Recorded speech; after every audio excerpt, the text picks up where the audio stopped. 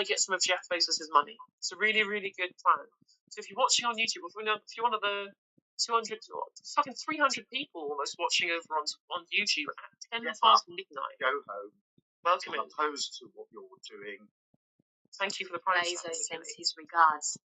Much appreciated. Just like any Gilly, isn't it?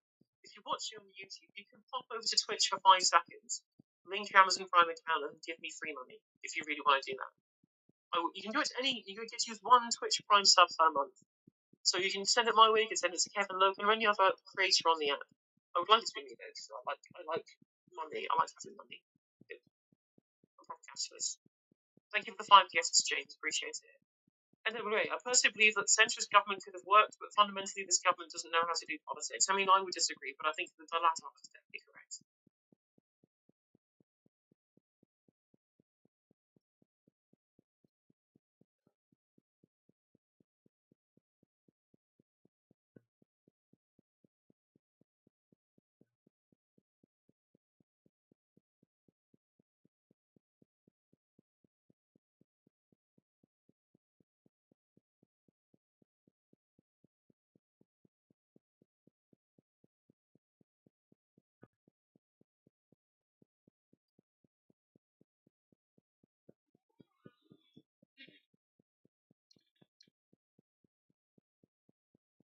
Oh, put that down.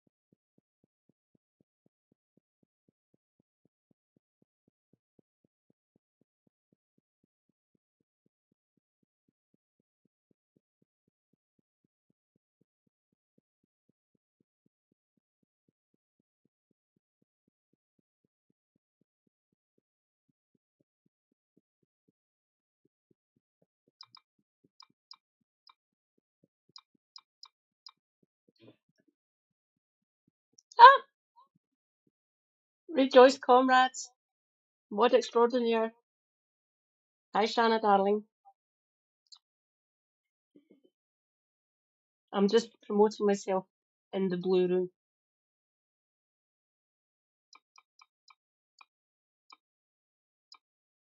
Ah, look. Northern women MPs. On the left, we have Bridget Phillipson, the Education Secretary. And on the right, we have Lucy Powell. Just like Morgan McSweeney and Keir Starmer wanted. We've got David Lammy as Deputy Prime Minister, and one of these two ladies, probably Bridget, will end up being Deputy Party Leader for the Labour Party. Nothing's going to fucking change. Who do you think it?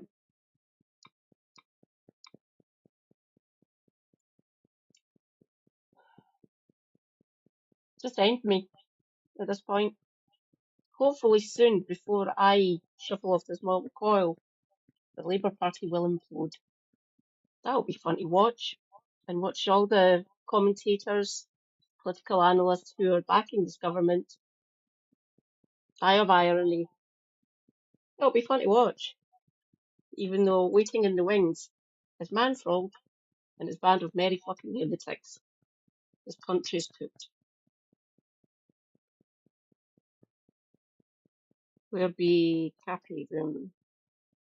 Not sure. Oh, you promoted my last one. Thank you for all the help you do, Shanna, darling. Oh, you're at Maple and Peacefire and Raptor. Don't run yourself ragged, darling.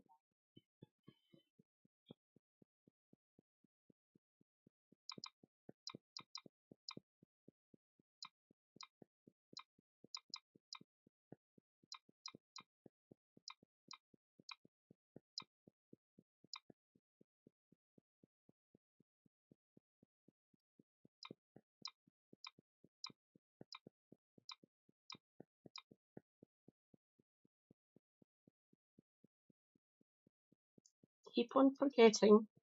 I have another one. Blue Sky. I do have a Blue Sky. I keep on needing to do my social media links. Fine.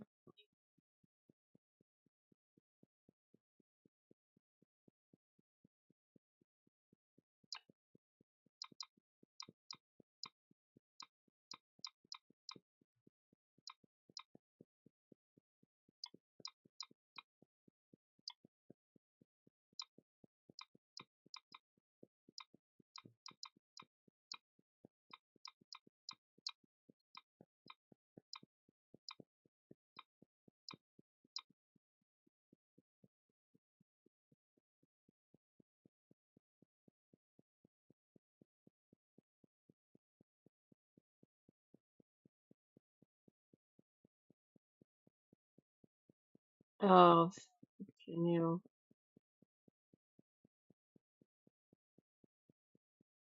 What now?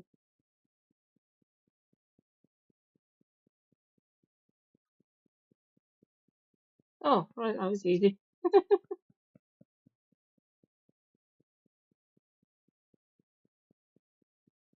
Yeah, I have turned it down. Ah, come back.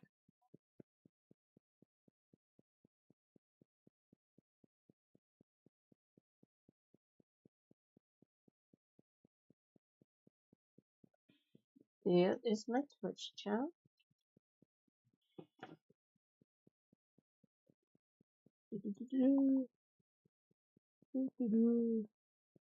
Wrong way. I will wait for people. Go to me. My channel. There we go. Ta-da! YouTube on left, Twitch on right. I tried to see if I could get the alerts working again, darling, if you're still here. I don't think it's going to work. I will figure it out tomorrow while Super Hubby is out shopping for us.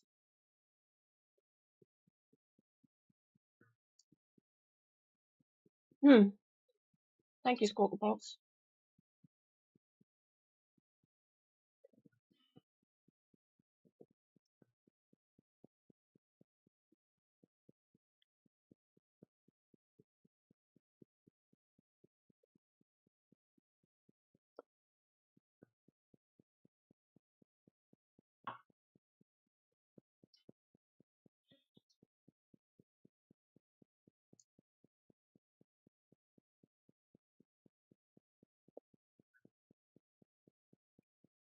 Oh, rejoice, your last got money today. I got my Twitch payout. Not much, but it's better than a kick in the teeth. So if Super Hubby needs money, I can give him a tenner. Again, better than a kick in the teeth to him.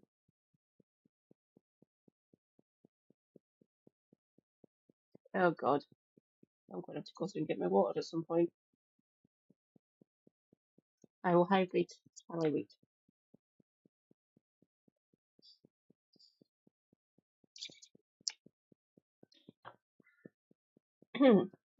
That is better.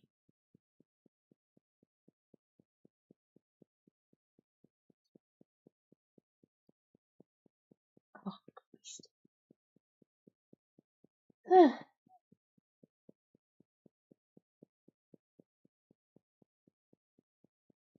Oh,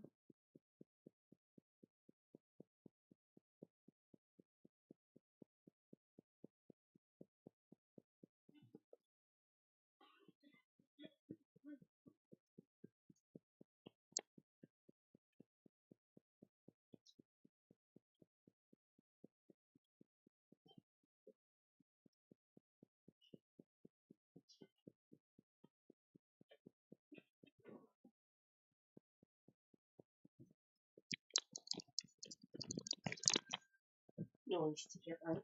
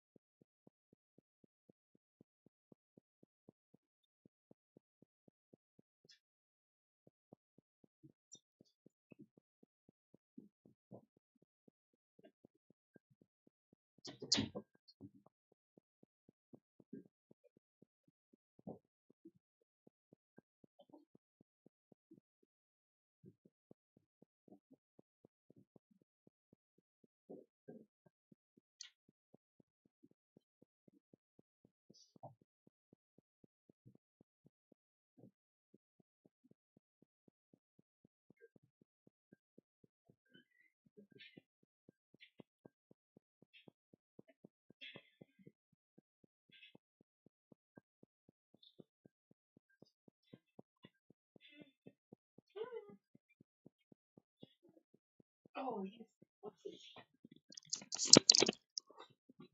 Ugh.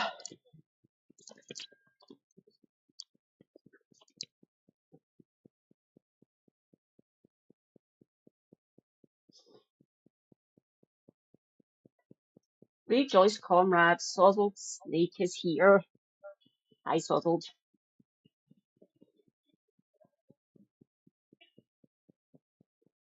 Hang on, while I get myself comfy. Before it. Ugh. 9 degrees. I hate it when it gets colder.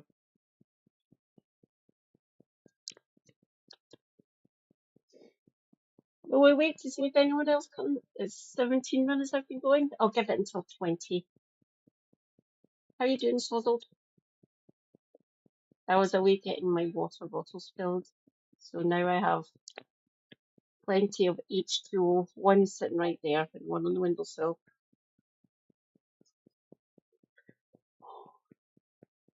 Ugh. I don't do well in the cold. Luckily, it never gets cold in Scotland, does it, Sozzled?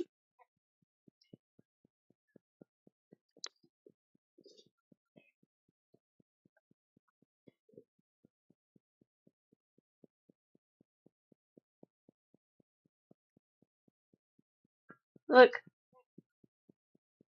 Phillipson and Powell. Nothing's going to fucking change. Angela, was it fucking worth it? It's probably going to be Phillipson.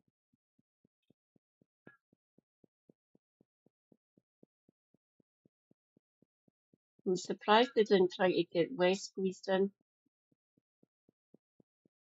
Maybe he'll do a few of his own. Time will tell. We will find out.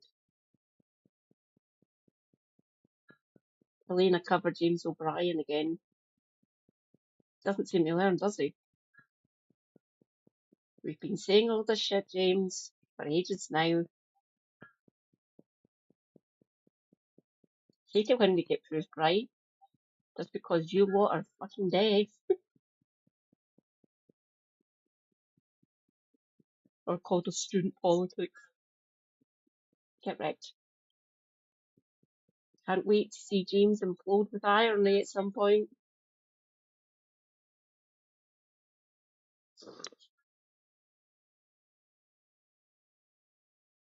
Part of the stream title that Helena done is James Slow Brian.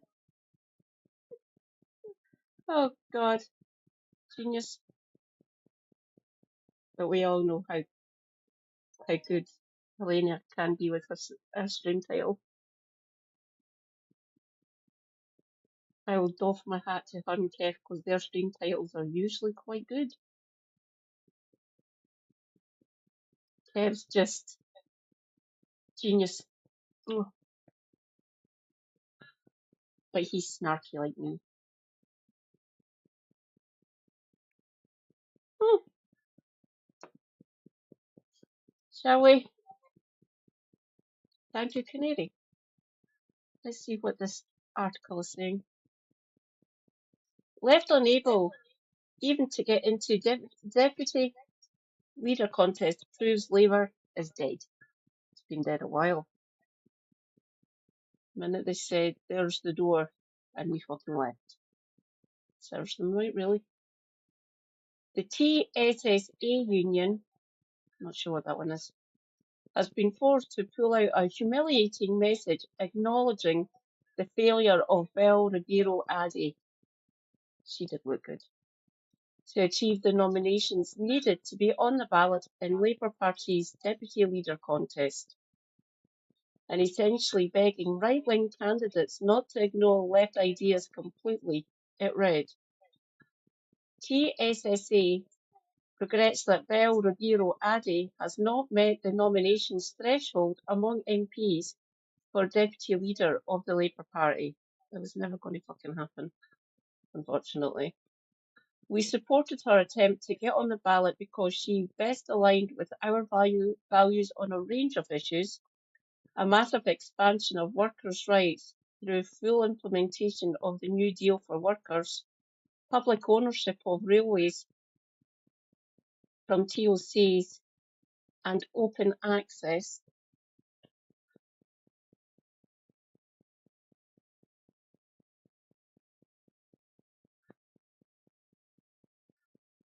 Oh dear God, yeah.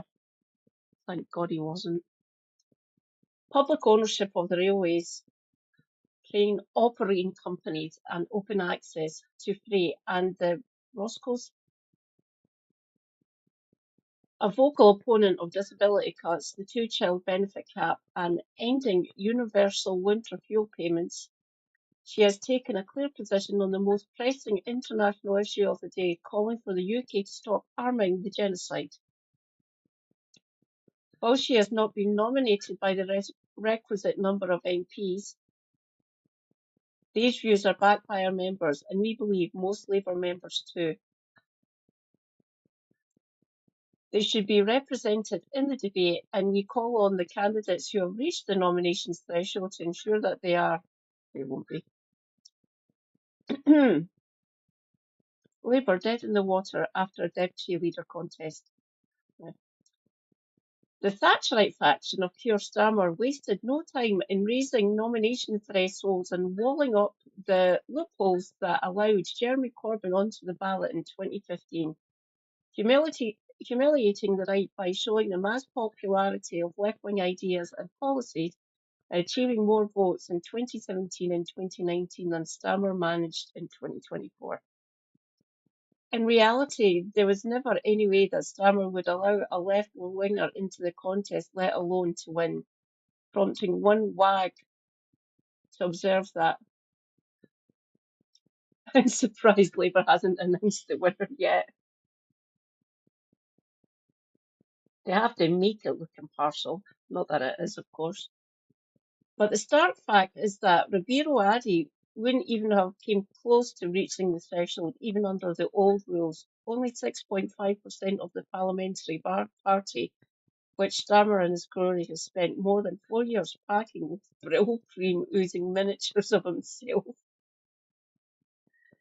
voted for the left's candidate. Oh God, about Brill.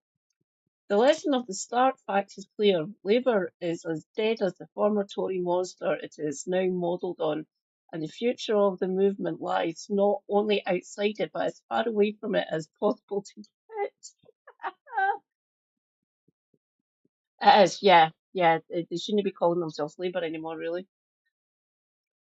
This truth was recognised in various quarters, responding to the failure from former Labour MP Claudia Webb pointed out that there is no Labour left, even to contest the fact that there is no BAME candidate yet, the black and the minority ethnic, called it. Zara Sultana, who co-founded the new Your Party, probably changed his name, with Corbyn, which now has approaching 1 million members before it even properly incorporates, called it days before the result when she told an audience in the North East that Labour is dead. And left activist Owen Clark, who left Labour long ago and is now a Green Party member, nailed it, and the coffin shut. If the left in Labour cannot get a lefty on the ballot for deputy leader, the left in Labour cannot get a lefty on the ballot for full leader. Starmerites won't let you.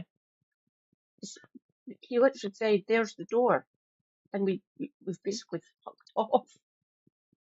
They've done it to themselves.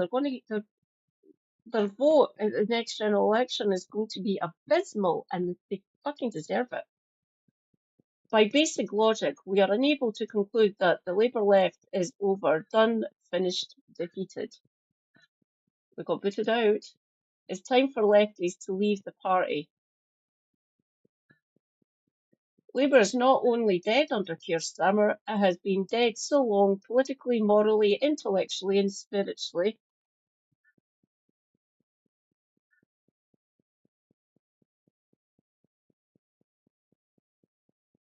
They do very good work. I usually try to read out at least one of their stories on each of my streams because they really are. I'm subscribed to them now, by the way.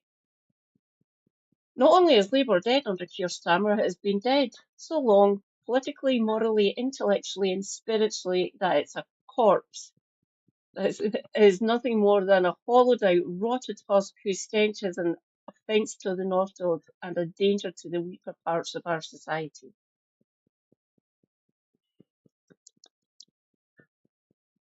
Time for it to be buried so deep it is beyond the reach of tectonic plate movement. Yeah, that's brutal. Or politically cremated and its ashes scattered beyond memory. For the sake of all of us, and especially poor and vulnerable people. Owen, that, or the canary, that is brilliant. Thank you.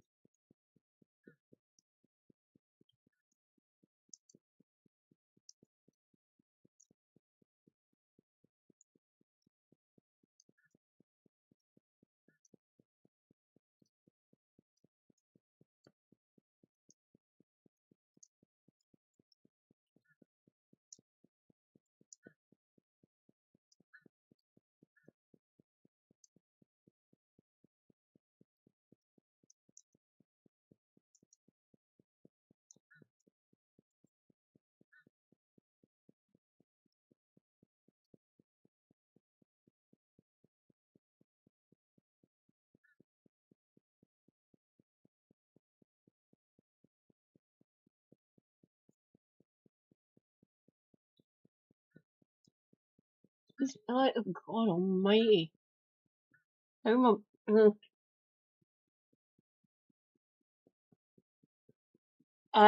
I'll check back.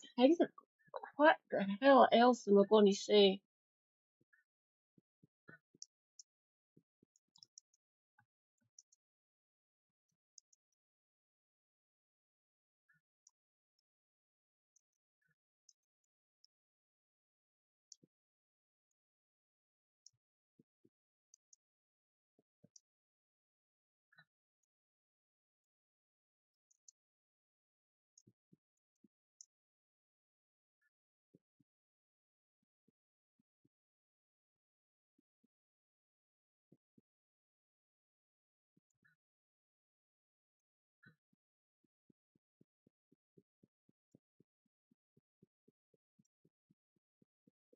I can't spell, honestly. Oh, thank you for dropping by, Sothold. A pleasure as always. Stay hydrated. Self-care is good care. Take your meds. Stay based. And I'll catch you later. Night night.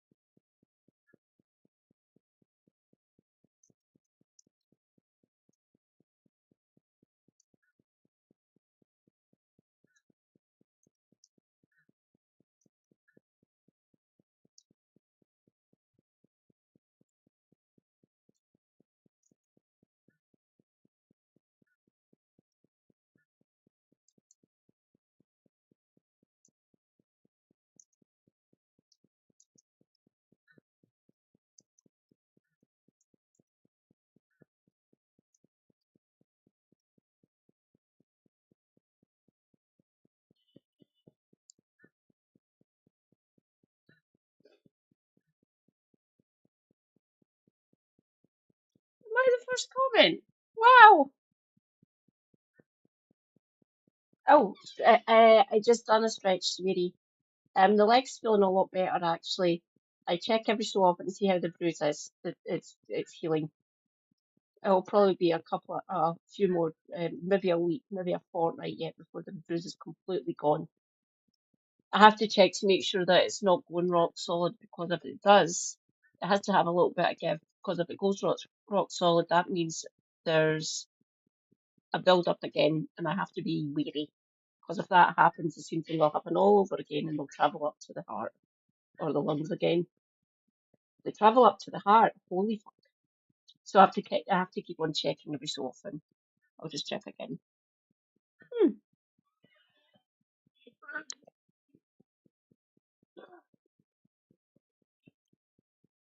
Ah, that's better.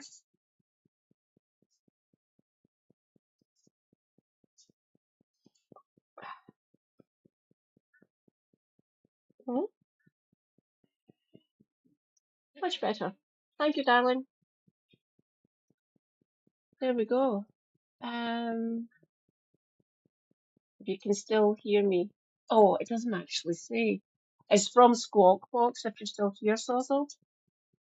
So I'm not entirely sure who wrote it. Ah, first comment. Cool.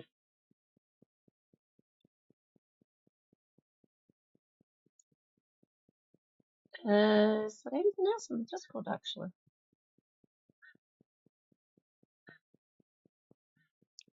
Thank you.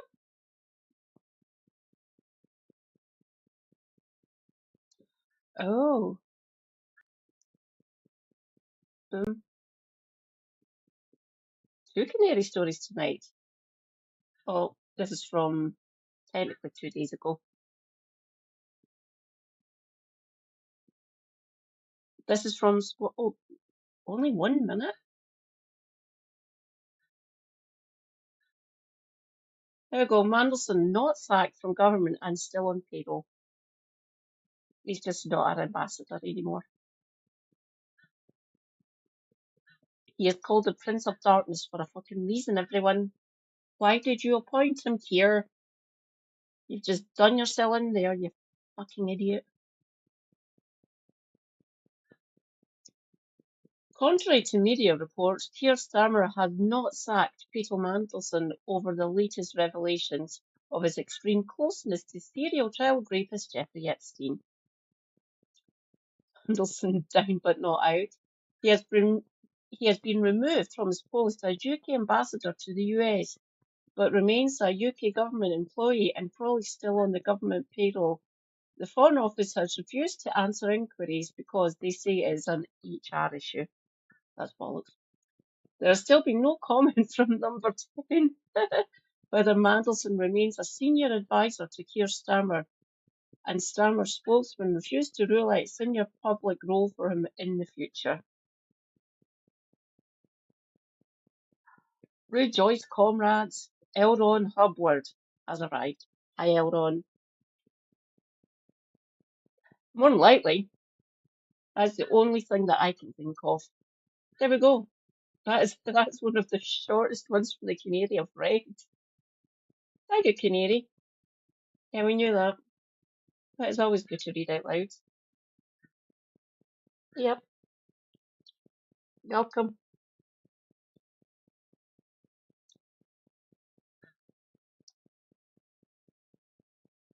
Okay.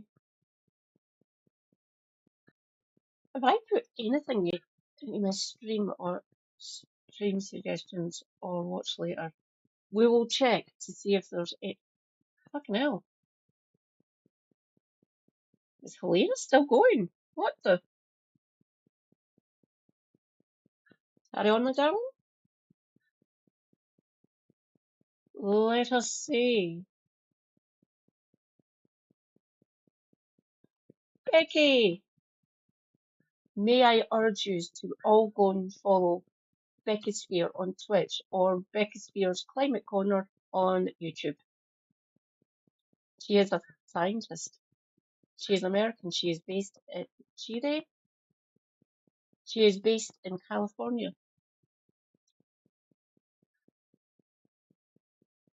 I have put things on.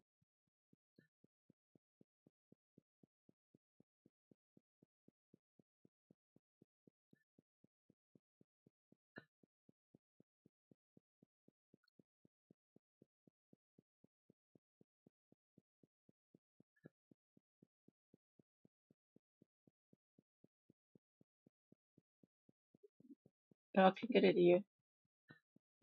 Remove from watch later. Remove from watch later. Remove from watch later. And you can just stay there. I'll move you down.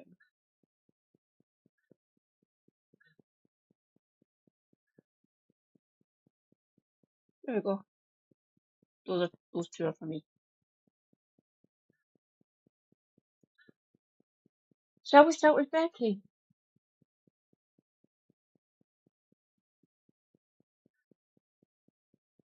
Good news, everyone! The climate crisis has been overblown the entire time. Yay! No. Don't look at the floods and fires raging around the world right now.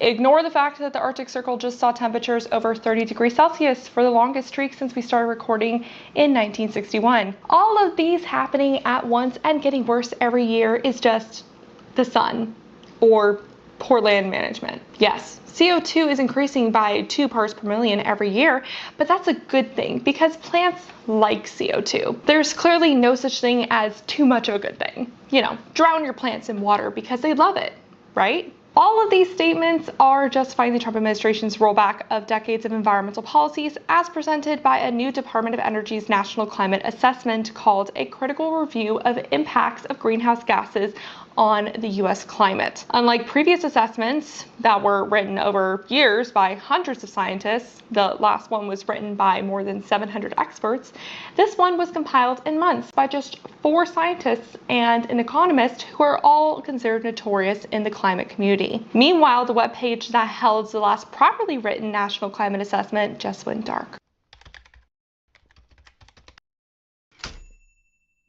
Hey y'all, it's Becky here from the Beckosphere, where we talk about the climate crisis and clean energy transition. If those sound like interesting and important topics to you, hit the subscribe button below and ring the bell so you don't miss every time I post. A lot has happened on my end since the last time we spoke.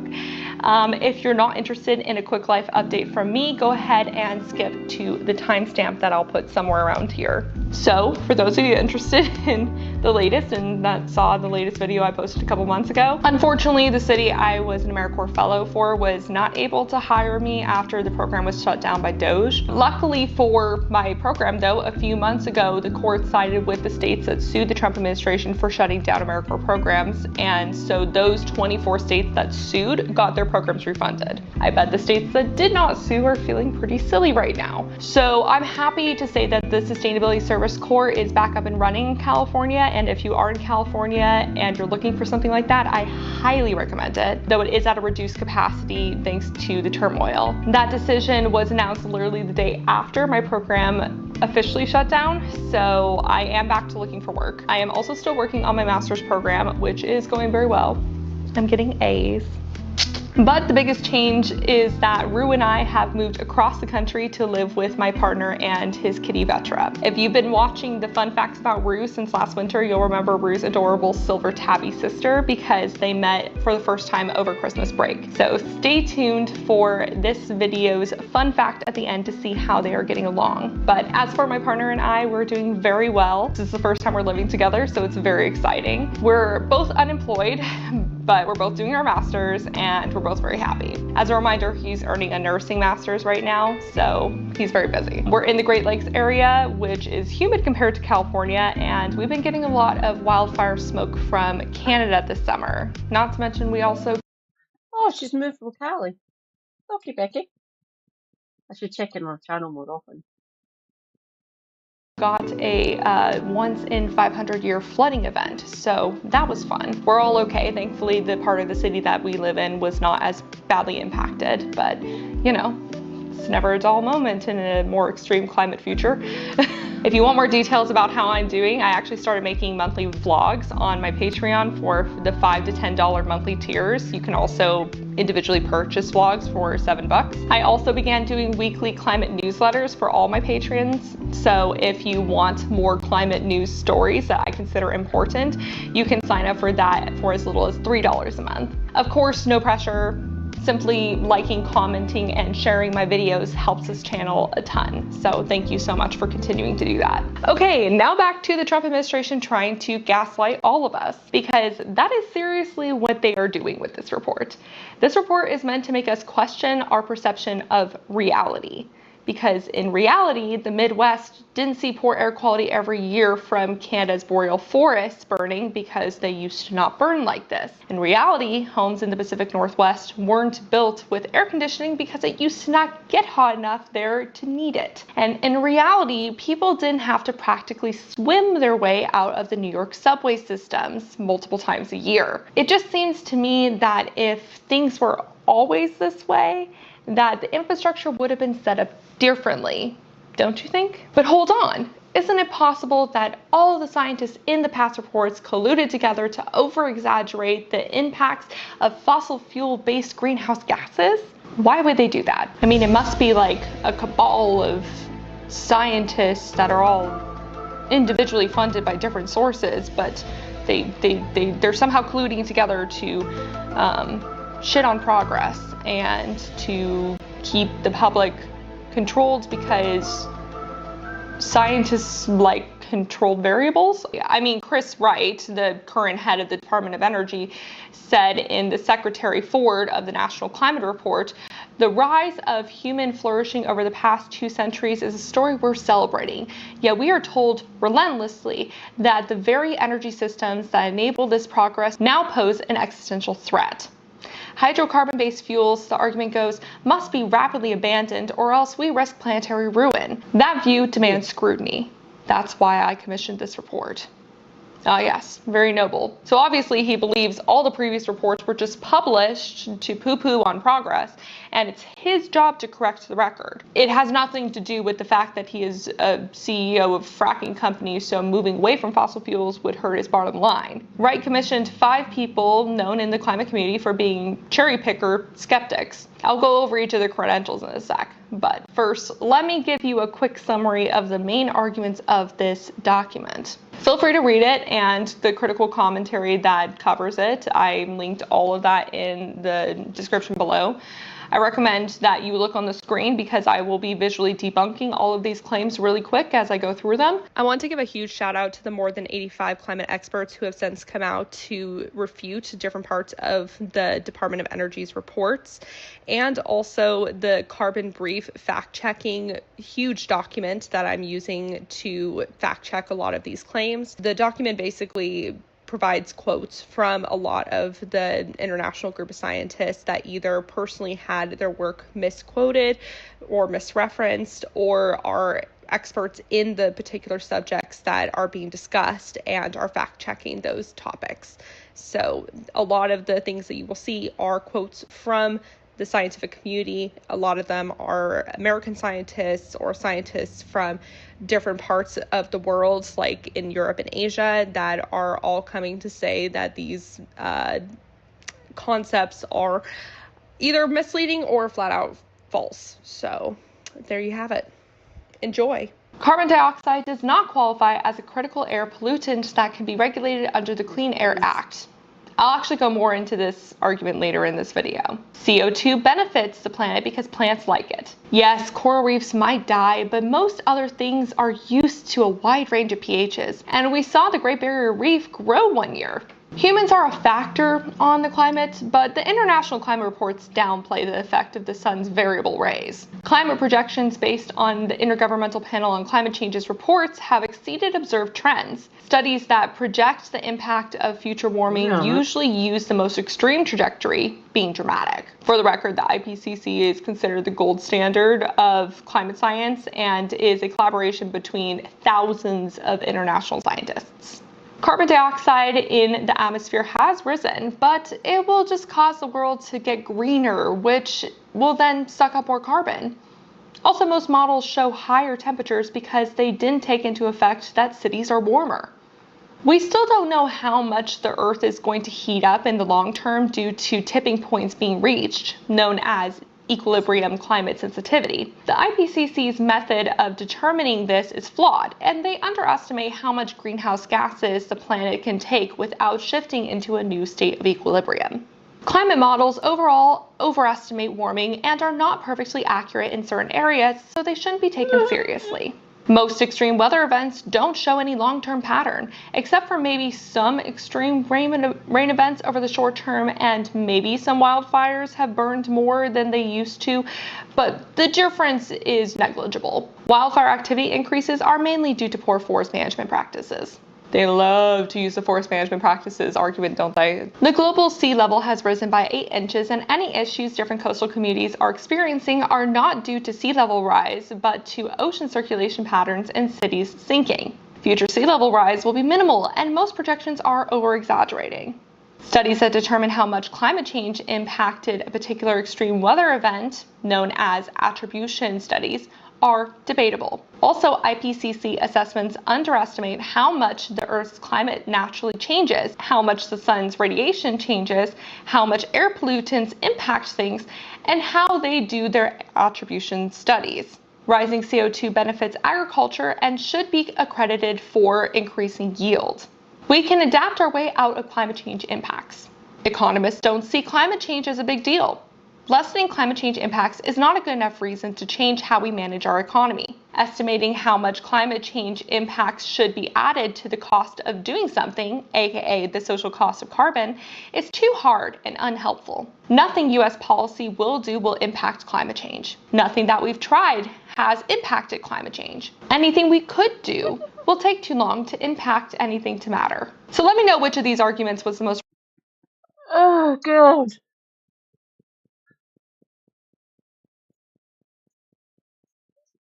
Some outright lies there, by the way. Ones that have already been debunked fucking years ago. Oh, dear God. These people, fucking hell. Ugh. Ridiculous to you down in the comment section below. If you have any genuine questions about any of these points, please feel free to ask them below. Everybody, be respectful in the comments. You know, everybody has different levels of understanding of this topic, and obviously, like, people keep using these points because they are effective to confuse folks, right? One of the authors of this report, Judith Curry, who I will talk about in a bit, wrote in her blog that she hoped that the report would redirect climate science, quote, away from alarmism and advocacy. No, not advocacy. Oh no. God forbid. I agree with Texas A&M University climate scientist Andrew Dessner, who commented on Blue Sky that it amounts to a law brief from attorneys defending their client, which is carbon dioxide. Their goal is not to weigh the evidence fairly, but to build the strongest possible case for carbon dioxide's innocence. This is a fundamental departure from the norms of science. And unsurprisingly, several climate scientists whose work was referenced in the assessment have already come out to say that their research was misused or misrepresented. A few of the points made in this report are real areas of improvement for climate science, but saying that the community doesn't know about them is disingenuous. Like, I'm a climate nerd on YouTube, and I could have told you that we are still actively learning more about how air pollution impacts warming on regional extreme weather events. It's just a lot of whataboutism for the sake of it, as if asking the question shows that it's never been thought of before, but it has. We've understood the basic climate science since the 1970s, when ExxonMobil's climate scientists made accurate predictions. You know, the ones that were funded by fossil fuels but still came to the same results. The thing to remember is, the longer that we study this hugely complex issue, the more variables we realize we need to take into account, but also the closer we get to viewing the bigger picture in all of its complexity. So, what about those 5 authors that commissioned the report? Let's go ahead and look at those authors who believe that they clearly know more than the global scientific consensus, shall we? First up, Dr. John Christie. He has a PhD in atmospheric science and works as a professor in that field at the University of Alabama in Huntsville. He sees continuing carbon-based energy as a moral imperative, telling a local Alabama newspaper in 2016, quote, "We are not morally bad people for taking carbon and turning it into the energy that offers life to humanity in a world that would otherwise be brutal. Think of life before modernity. In the contrary, we are good people for doing so." What is this argument? I don't know anyone who says the initial move from burning wood to burning fossil fuels was morally wrong. Now, convincing the public to refuse the latest innovations that reduce harm to themselves and the environment, that's morally wrong, and something Christie has been doing since the early 2000s, testifying numerous times against the scientific consensus in front of different congressional committees over the years. Christie often works with another author from the DOE report, Dr. Roy Spencer. Spencer is a climate researcher also at the University of Alabama, something in the water in Alabama, I guess. Together, they created an infamous satellite temperature record back in the 1990s based on 2 orbiting satellites' data. This dataset's results differed from most climate findings because it found the Earth was cooling instead of warming initially. Within a few years of their research being published, 2 sets of researchers published reviews of their work, citing major errors in their methodology. And then when they actually went back to do it, they did manage to find that the Earth was slightly warming. Yet these 2 continue to spout claims to this day that the world's climate researchers are over-exaggerating the claims. Also, apparently we don't talk enough about all the good climate change can do. One of the main arguments that Christie and Spencer use to justify the continuation of fossil fuel use is that more CO2 actually produces more planetary productivity. They cite the increase of agricultural yield over the past several decades to support that. The agricultural yield increase has more to do with the increase in fertilizer use, improvement in farming techniques, and genetic modification. And actually, we're already seeing agricultural yields be impacted by climate change-induced extreme weather events more every year. Additionally, there is a point where too much carbon dioxide in the atmosphere reduces vegetation yield. I feel like refuting this DOE report would be a great assignment for environmental studies bachelor students because it's not hard, but it is good to know like basic climate denialist arguments. It's unsurprising that Spencer is an author of this report because he is cited by Politico as one of the top 4 most influential people behind the DOE director's climate policy moves. Also, Spencer is an advisor for the Heartland Institute and served as a visiting fellow for the Heritage Foundation, which are 2 extremely influential fossil fuel funded right-wing think tanks, the latter of which is the brains behind Project 2025, which is absolutely going in effect now. Like, there is literally no question. But it's not Spencer who has compromised influences. No. It's hundreds of climate scientists from around the world working for vastly different governments, NGOs, and for-profit companies that have been corrupted. Right, we need to keep that straight. Now let's move on to the next author of the study, Dr. Judith Curry, who I have been wanting to talk about for years because she keeps showing up as the queen of climate skepticism. She's a climatologist and former professor at Georgia Tech before she left her position in 2017, citing the craziness of climate science. She's also the co-founder of the Climate Forecast Applications Network, a weather forecasting company. According to a 2022 deposition, most of Curry's clients are fossil fuel and utility companies. She has maintained a climate denialist blog, also called Climate Etc., and regularly makes her rounds in the climate skeptic corners of the internet. She has also testified in front of Congress against climate change action many, many times. And then there's Dr. Steve Koonin, a theoretical physicist who worked as a chief scientist for the oil giant BP before working in the Department of Energy under the Obama administration. Thanks, Obama. He claims that climate science is still unsettled, hence the name of his 2021 book, which I had the displeasure of finding in a gift shop at a national park in California. Why the heck was that book there? Are we still trying to do the both sides thing? He was also the feature expert on the 2021 PragerU video, Is There Really a Climate Emergency? Hint, he doesn't think there really is one. Also, apparently PragerU is going to be the new PBS in the United States.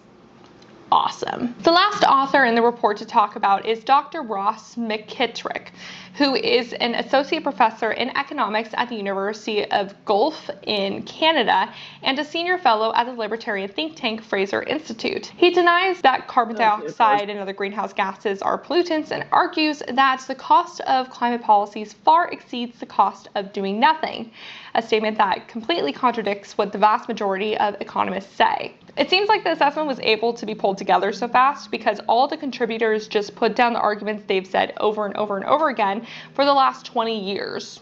Just, copy, paste. Speaking of considering carbon dioxide a pollutant, let's talk about that first segment of the assessment. In my opinion, this part of the assessment is the point of the creation of it, undermining the endangerment finding of the Clean Air Act. The rest of the assessment was more of a big middle finger to the climate science community. It might also strengthen policy moves Trump wants to make because now he has something to point to. Trump also seems interested in attempting to alter past climate reports, though I have no idea what that would entail. You're probably thinking, what the hell is an endangerment finding, Becky? The endangerment finding added greenhouse gases to a list of pollutants the EPA can regulate under the Clean Air Act. So hypothetically then, it should be able to limit how much CO2 power plants and automobile tailpipes can emit. But the literal first chapter of the DOE report refutes carbon dioxide as a pollutant that the EPA can regulate, stating that it doesn't impact local air quality and has no human toxicological implications at ambient levels like the other chemicals on the critical air pollutants list. However, in my opinion, the criteria for the air pollutants is that they impact human health and the environment, which carbon dioxide has been shown time over time to do. And while breathing CO2 directly doesn't impact humans, the emissions of them absolutely does. That's just something that the assessment authors don't believe. Now, obviously, climate polluting industries and sympathizers would love for the EPA not to have any control over regulating greenhouse gases. Overturning the endangerment finding was a key feature in the Project 2025 agenda. The EPA Administrator Lee Zeldin acts like he's interested in reducing carbon emissions over time still, but if he thinks what regulations were in place so far was already too much, even though it's very much too little, then he probably won't employ anything special. Also, he has no qualifications to be in charge of the EPA, but I digress. Without these regulations, the rate at which sectors decarbonize will slow, which is literally the last thing we need right now. The endangerment finding is really unambiguous in the law, so it should really take an act of Congress to legally get it overturned. Of course, environmental groups are already preparing to challenge the Trump administration if it goes through with repealing the endangerment finding. It was just announced that the National Academies of Sciences, Engineering, and Medicine, the nation's premier group of science advisors, will fund its own review of the endangerment finding and the impact of repealing it. That fast-tracked report is expected to come out next month, so we'll see what they have to say and how much impact that will actually have on the administration doing anything. This is all interesting, you say, but what can I do to make a difference on this issue? The first step is to just find a part of the climate issue that you care about and either learn more about it or find a group that cares about it to work on local projects with. In this political climate, local action makes a big difference. If you want some examples, check out a video I did earlier this year on climate wins. It's time for a fun fact about Rue. So, Rue did his first flight. He didn't like it. He was very quiet, he was very well behaved. I got so many compliments on how good of a boy he was. But the landing of the first flight, because it was 2 flights and split with a little bit of a layover, the landing was really rough for him, and so the poor boy shot himself in the carrier. And so then thankfully the layover was extended a bit because the next flight was delayed, and so I was able to clean it up a little bit before the rest of the flight. So that was the main issue. And then we also had a bit of trouble reinvigorating the cats towards each other, because even though they kind of knew each other, they acted like they didn't. It was a stressful situation for Rue because he had just flown and stuff, and so we used the little pheromone things that you get from Petco that you like plug into the wall, and those are amazing. It like changed their personalities night to day, and now they're like really close. They're like best buds, and they play all the time, and so that's been really exciting to see. So yeah. I have so many new fun facts about Rue, and also through the fun facts about Rue, I will share also some more fun facts about Vetra. But until next time, that was a fun fact about Rue. Until next time, remember to talk about the climate crisis every single day and to support your local news and environmental organizations. Lord knows they need it right now. Thank you so much to the Beccasphereans who support my work on Patreon. A special shout out to the climate confident and courageous David H., Phil Plasma, Dan Morton, Specker, Bree C., Deanne, Kevin Morton, SKP, Joe Korsgold, and Gary Stark. I greatly appreciate your support of $5 or more. If you would like to support the Beccasphere, please check out the Patreon and Buy Me a Coffee links in the description below for reoccurring or one-time payments. Bye for now. Thanks, Becky. Oh, the Trump administration up to its usual bollocks. No surprise. Right, so much for Qatar's American security umbrella then, eh? On the 9th of September, as we know, Israeli missiles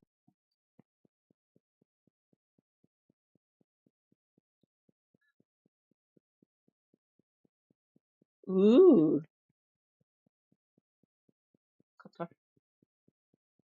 tore into Doha while 10,000 US troops sat idly nearby at Al Udeid Air Base, doing very little, proving in a single night what the Houthis have actually been shouting about and warning of for years.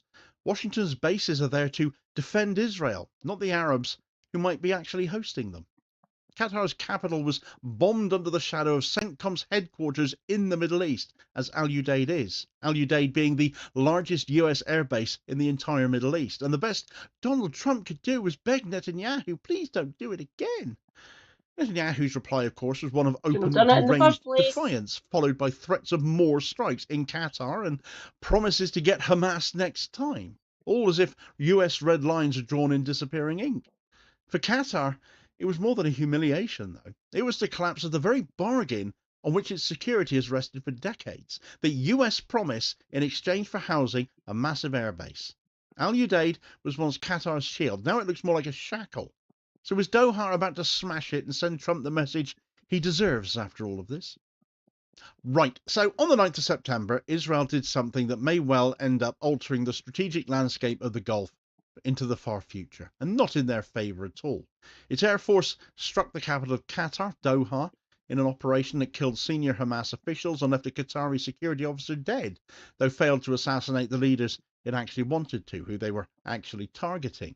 The attack was extraordinary, not simply because of its brutality, but because of where it took place. Doha is not Gaza or Damascus. It is a wealthy Gulf capital, home to the most significant American military presence in the Middle East, Al Udeid Air Base, where 10,000 American personnel and the forward headquarters of United States Central Command are stationed. For decades, that base has been presented as both symbol and substance of Washington's guarantee that Qatar and other Gulf monarchies are secure under the American umbrella. Yet on that September day, Israeli missiles fell on Doha anyway, and the umbrella did not open for them, did it? What were all those US personnel doing, by the way? Twiddling their thumbs? 10,000 of them. Israel's justification only deepened the insult, though. Netanyahu and his ministers cloaked the strike in the language of retaliation and security, as if bombing a US ally's capital in such a strategically important US site was a routine counter-terrorism measure. Israel Katz, Israel's demented defense minister, declared that Israel would strike wherever its enemies are, reducing Arab sovereignty to a scrap of paper. This sickening excuse then became part of the scandal, didn't it? Israel claimed the right to bomb Doha in order to feel safe in Tel Aviv. What could be more absurd? Doha's such a threat to Israel now. Everything's a threat to Israel when it's convenient, isn't it? Well, Qatar's leaders obviously reacted with fury. Publicly, they denounced the strike as state terrorism and a violation of their sovereignty. But sorry, guys, you're Arab. You're always going to be second best to Israel, and always will be. Privately, Prime Minister Mohammed bin Abdul Rahman Al Thani told United States officials that he regarded the attack as a betrayal by both Israel and Washington. The betrayal was only compounded by what has happened afterwards, though. The big orange bloater passing himself off as President, Donald Trump, who remains in the White House, apparently telephoned Benjamin Netanyahu twice to demand that Israel promise not to repeat such an action. Oh, you're such a strong man, aren't you, Donny? Netanyahu not only refused to retreat, but allowed his ministers to declare that Israel would strike wherever its enemies are, including Doha again if necessary. He's not taking the blindest bit of notice. So for Qatar, the lesson should be humiliatingly clear.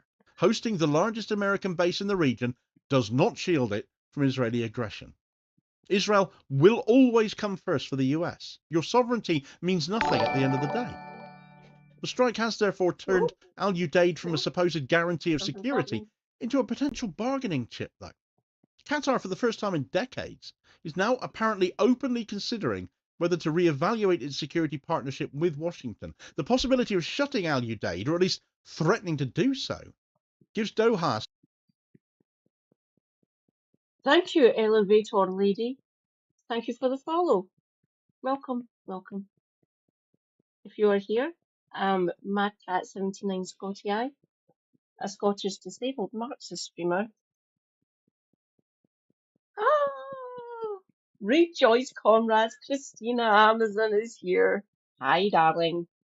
Mwah. Great to see you. Oh God, I forgot I made you a mod.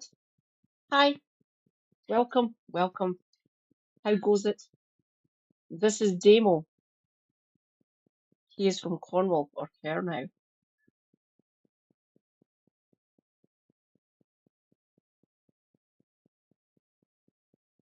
Yeah, I usually talk to you on Homozygote stream, didn't I? I hope he's feeling okay. Oh, thank you. Yeah, it was Marx's stream. Bit of a gap there now, isn't there? I've still got Becky Sphere on the climate side. Maybe I should step up my more virology base and health base and on my streams. I think he's stuck in a politics doom loop. Things be happening, of course. Oh, warning, don't post about what happened in Utah. I'm trying to keep this a safe space for everyone. And I don't want to get nuked from orbit, it's not worth it. I like my channel too much to be able to educate people. Someone got shot, someone died. Okay. Let's just see how the right are going to use this to their advantage. Thank you, sweetie. Carry on, Damo. Some unprecedented leverage now. But will they go that far? Do they have the nuts to do that? Can they go that far indeed? Do they have other options? Well, the strike on Doha was not a random act of violence. It came at a moment when Hamas officials were meeting in Qatar to review a ceasefire plan that had actually been circulated by Donald Trump. It was his plan. For decades, Israel has flouted conventions of diplomacy by assassinating Palestinian and Arab leaders abroad.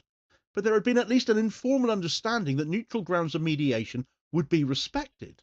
And throughout the events since October 7th, we have actually seen Israel respect those spaces, so to speak. Where mediation has been happening, those areas certainly have not been attacked. Doha was precisely such a space, of course, not only because it hosted Hamas leaders, but because it was a partner of Washington in brokering these negotiations. In this case, Trump's own ceasefire proposal. But by targeting Hamas in Doha now, as they've done, Israel deliberately sabotaged diplomacy and humiliated its ally. Qatari officials described the strike as state terrorism, a language rarely used by Gulf monarchy, it has to be said. But what other languages are to use? Al-Thani told American envoys that he considered it a betrayal, not only by Israel, but by the United States itself. And his reasoning for that was very clear. Israel pulled the trigger, but Washington had failed to prevent it, had notified Qatar only at the last minute, in fact, too late, but 10 minutes too late from what the Qataris have said, and then offered no meaningful consequences for the violator. Even more humiliating was the aftermath. Trump's phone calls to Netanyahu revealed a president enraged, but actually powerless. So much for the strongman Trump. He has no power, he has no strength when it comes to Israel. In the first call, Trump reportedly told Netanyahu that the strike was unacceptable and must not be repeated. Yet the following day, Israeli leaders spoke publicly of striking again if Hamas remained in Qatar. Defence Minister Katz promised to attack wherever the enemy is, effectively declaring that no Arab capital is off limits. Israeli leaks gloated, "We'll get them next time," as if daring Qatar to expect further violation. Israel bombed a US ally under the shadow of America's own largest airbase in the Middle East, and Washington could do nothing but watch. To Arabs across the region, the message should be obvious. Israel is untouchable, and American red lines are meaningless, and if you think they are protecting you, you're clearly very wrong.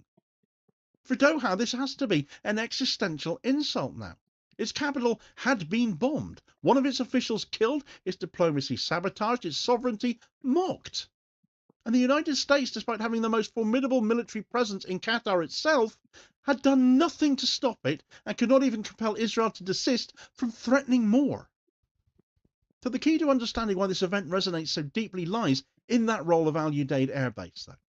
Established in the 1990s and dramatically expanded after 2001, Al Udeid is the largest American air base in the Middle East. It hosts around 10,000 American troops, strategic bombers, reconnaissance aircraft, drones. It's the forward command of Central Command. It was designed to not only be a launch pad for American wars in Afghanistan and Iraq and Syria, but also a physical guarantee that Qatar itself would be protected. The logic is very simple, isn't it? No state would dare attack a country hosting such a massive and powerful installation for fear of provoking the US and the US Army. Qatar's safety ought to have been ironclad. Yet September 9th proved otherwise. Israel struck.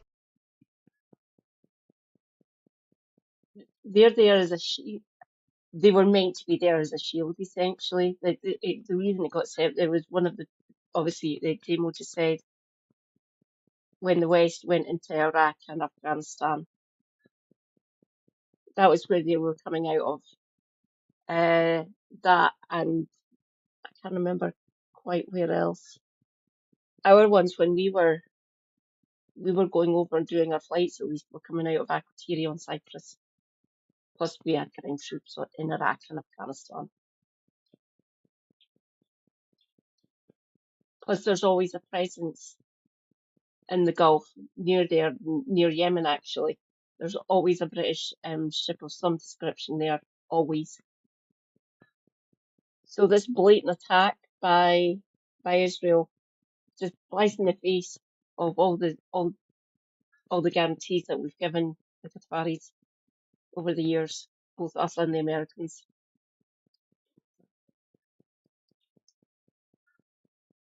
Oh, thank you, Shara. Doha, while Al Udeid hummed away in the background doing very little. American radar systems tracked the attack, but there was no interception. According to reporting, US officials did not warn Qatar until it was too late to act, a fact that Doha views as at its best negligence and at worst complicit. In the aftermath, US officials condemned the strike as counterproductive and joined a United Nations Security Council resolution criticizing Israel's violation of sovereignty. Yet from Doha's perspective, the symbolism was irreversible. The supposed shield of Al Udeid had not only failed to stop an attack, it had crumbled into a liability because Israel always gets its way. So to continue hosting Al Udeid under these conditions is to signal that Qatar accepts subordination, therefore. It accepts that an American base on its soil is not a guarantee of sovereignty, but a mark of dependency instead. And that dependency has just proven to be very one-sided, protecting Israel above all else, even above the state where the base is actually situated. This is why al-Thani's description of the incident as a betrayal resonates so widely. It is not simply that an ally failed, it is that the very structure of the alliance has been turned inside out. Al Udeid was built as a shield, now it stands as a shackle. Yet if Al Udeid is a shackle, it is also a potential weapon, precisely because the base is so crucial to American operations. The possibility of closure or restriction by Qatar gives Doha unprecedented leverage now. For the United States, the consequences of losing Al Udeid would be dramatic. With forces withdrawing from Iraq already, Al Udeid serves as the central hub for regional air campaigns and command. Without it, Washington would be forced to rely more heavily on much smaller bases in the likes of Kuwait, Bahrain and Jordan. Those facilities cannot replicate Al Udeid's scale or its command infrastructure. Relocating CENTCOM's forward headquarters would be a logistical nightmare. Gulf observers are already questioning the reliability of the American umbrella now. If Qatar were to close Al Udeid, that questioning would turn into a collapse of credibility. The image of American deterrence in the Gulf would be utterly shattered overnight. For Israel, actually, the stakes are equally high. Israeli freedom of action relies on the American grid of bases, refueling capacity, and intelligence infrastructure in the Gulf. Not that this seemingly occurred to the madmen who ordered this strike, or perhaps they just figured Gulf states would be ordered into line by the US. They would do it. Addendum. The flights that went over and bombed Doha, they were refueled by British planes from the RAF. Delightful. Thanks, Keir, doing a stellar job. So we are literally complicit, again, in the bombing of a so-called ally. Fantastic. I'll say again until I'm blue in the face, I hate my government. It has no legitimacy in my eyes. And helping bomb Doha like this by refueling the Israeli planes, fucking amazing.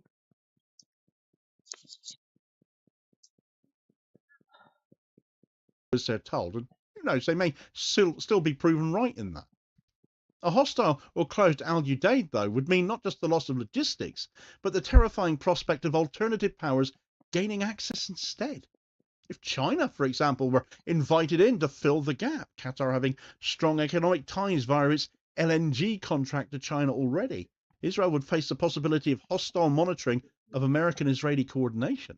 It would also lose the deterrent value of having American forces stationed on the soil of a Gulf ally that has long supported Palestinian causes rhetorically, but tolerated American presence practically for security. But that security is now obviously uncertain. So perhaps China, or somebody else, would be a better security partner for Qatar. Israel's defence lies partly in Doha's silence and acquiescence to the US. That silence might now have been broken irreparably.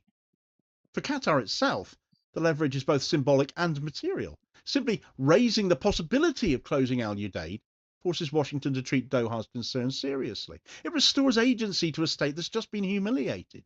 It demonstrates to Arab publics that Qatar is not simply a client, but a sovereign actor prepared to use its assets strategically.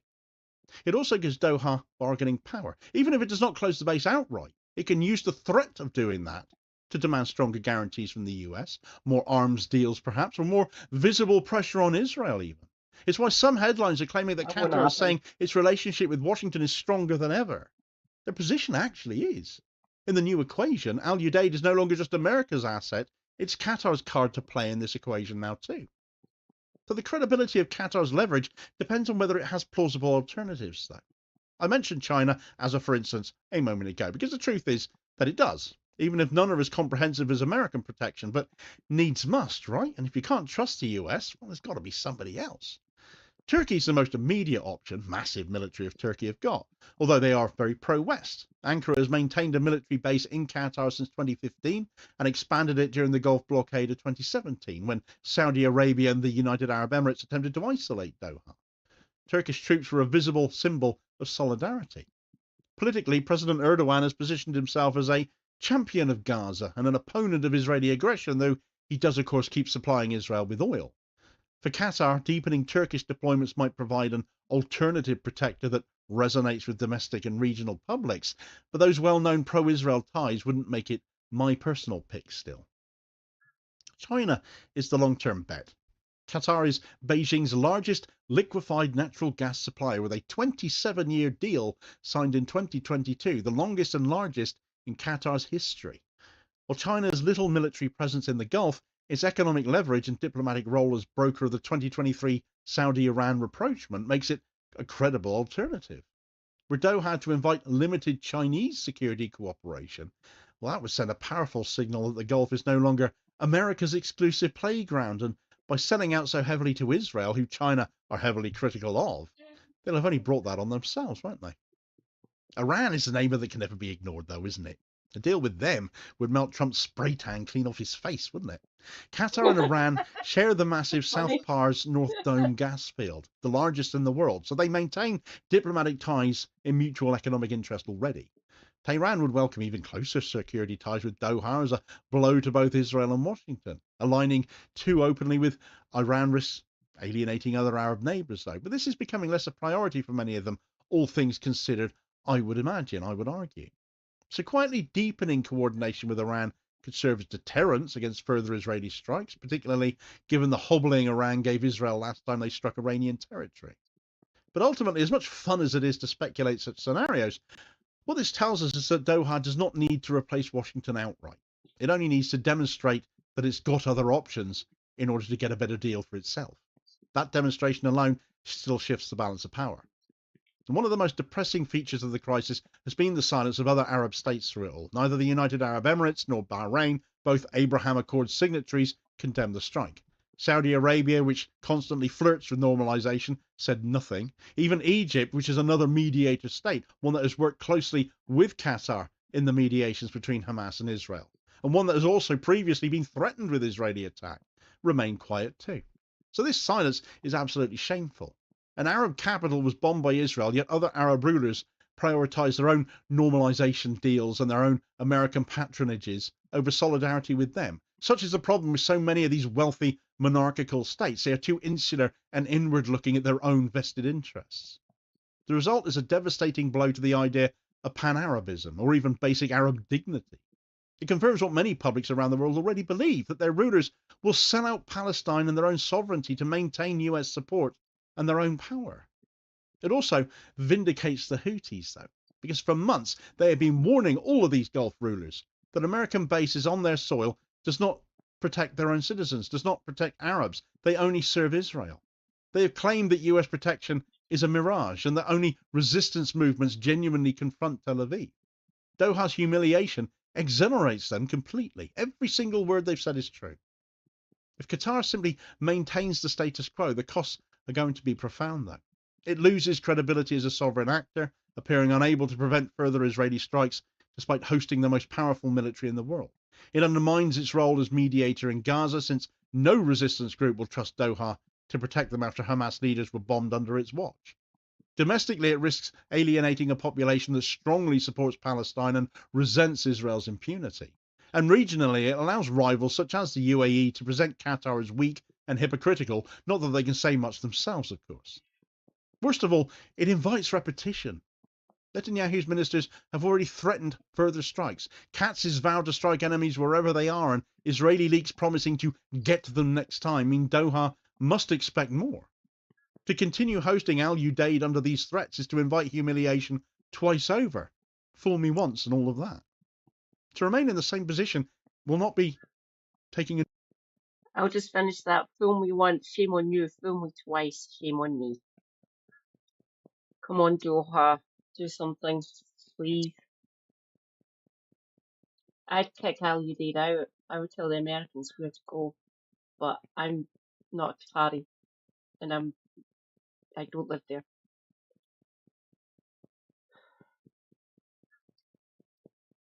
This impunity that Israel's got, it needs to, this things need to change. There's very little left in Gaza now, and they're moving in on the West Bank now. Delightful. Against UN resolutions, I hasten to add. And this latest attack on negotiators and leaders from Palestine can't be allowed to stand. Really can't. But what can I do? As long as I educate you all, I'm quite happy. Being able to say this to our leaders here in the UK and lovely Americans, to your leaders, your congressmen and women, your senators, if they're amenable, if they're not being bought off by AIPAC.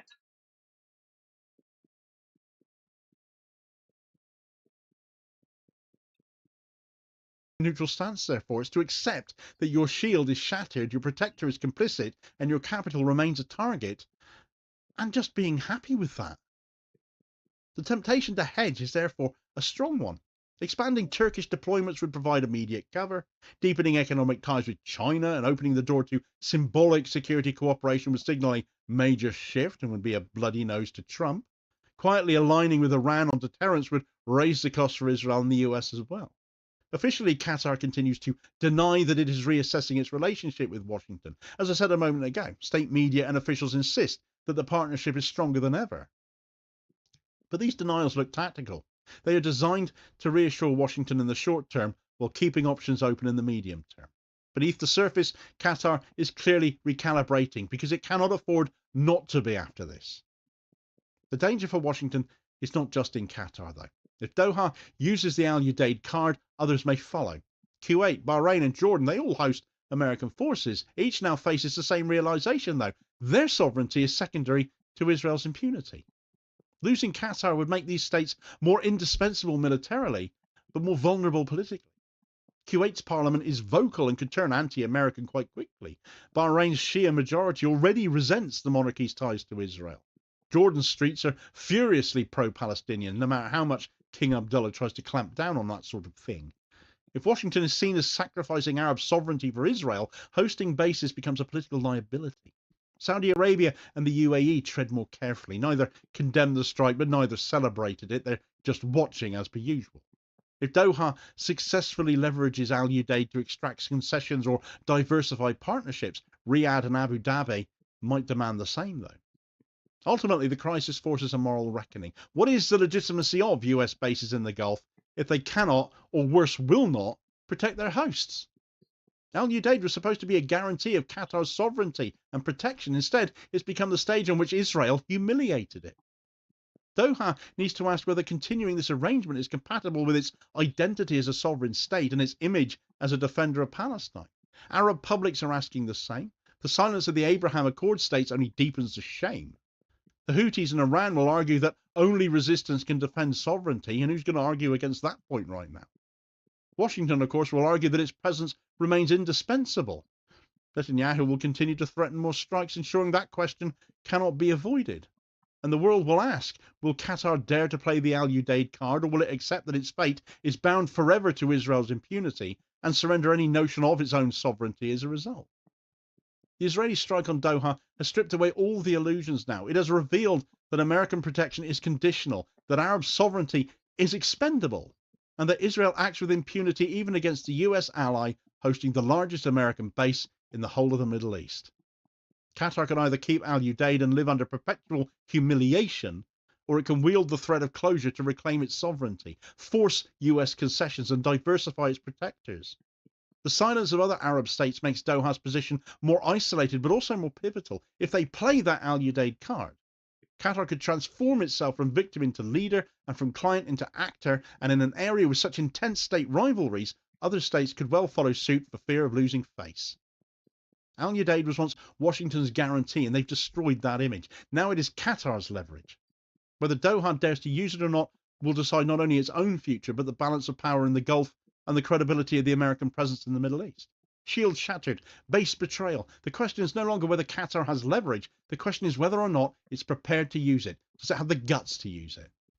For more on the Doha talks going up literally in flames at Israel's hands, check out this video recommendation here as your suggested next watch. Please do also hit like, share and subscribe if you haven't already done so, of course. Why not, if you've been watching for a while, so as to ensure you don't miss out on all new daily content, and as well as spreading the word and helping to support the channel at the same time, which is very much appreciated.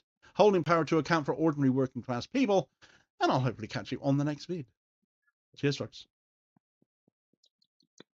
Thank you, Demo.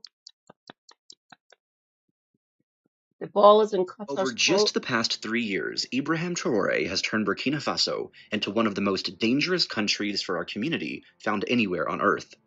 While he publicly brands himself as a liberator, an African nationalist hero, and a revolutionary savior of the continent, behind the scenes, he has relegated Burkina Faso to little more than a dystopian cesspit where being queer is punished with prison and where decisions are made in Moscow rather than Ouagadougou.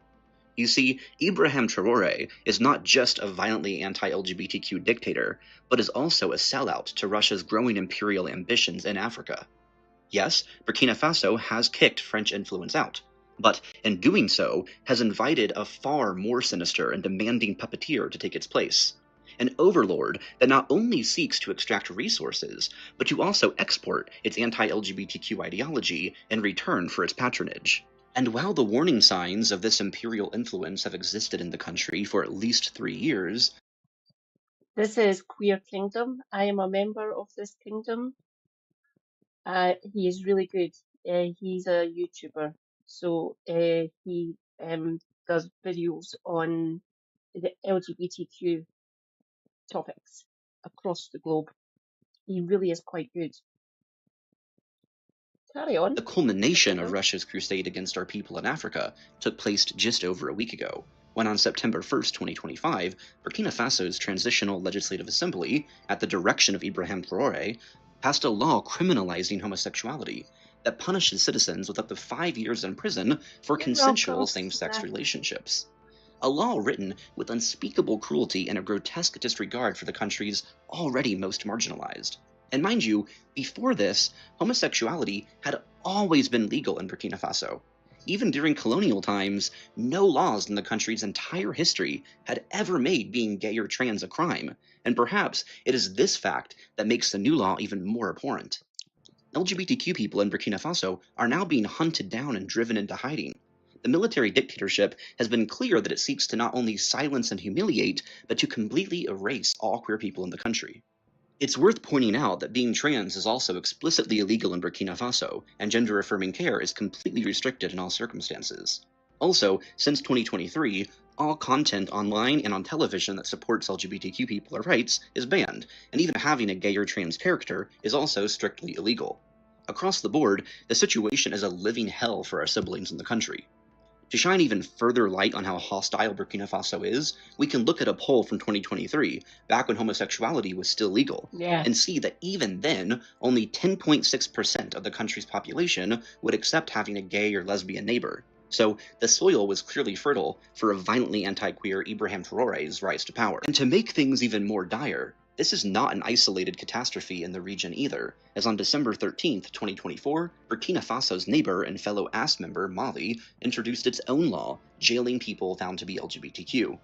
Yes, you see, these attacks in our community are part of a broader trend, orchestrated by wannabe autocrats who have seized power through force and now cling to it by manufacturing enemies. Because, here's the thing, when you fail to provide security against rapidly expanding jihadist insurgencies, when your economy is collapsing, and when your healthcare and education systems are in shambles, blaming those with the least power in your society is an easy and often successful course of action. It is the oldest authoritarian trick in the book, and in Burkina Faso today, queer people are once again the scapegoats of another failing military state. Some may remember that last year I covered the Alliance of Sahel States, or AS, in greater detail. But for today's video, what you need to know is that Burkina Faso, Mali, and Niger have joined together in a confederation of Russian puppet states seeking to spread far-right extremist ideology across Africa. They call it sovereignty. In reality, it is a pact of angry, hateful little boys who were never loved and never grew up. A cartel of generals who ousted their civilian governments and now huddled together to provide each other with a sense of legitimacy. Their propaganda insists they are standing up to white people, standing up to imperialism, and reclaiming African sovereignty. But look closely at who they turned to after expelling France. Look at who they embraced once they tore down their partnerships with Europe. They didn't choose independence, they didn't choose self-reliance, they chose Putin, and in doing so, they chose Russian neocolonialism. In the aftermath of this decision, Russian mercenaries and military contractors have poured into the region under the guise of security assistance. Russian arms and training programs are now central to these juntas' survival.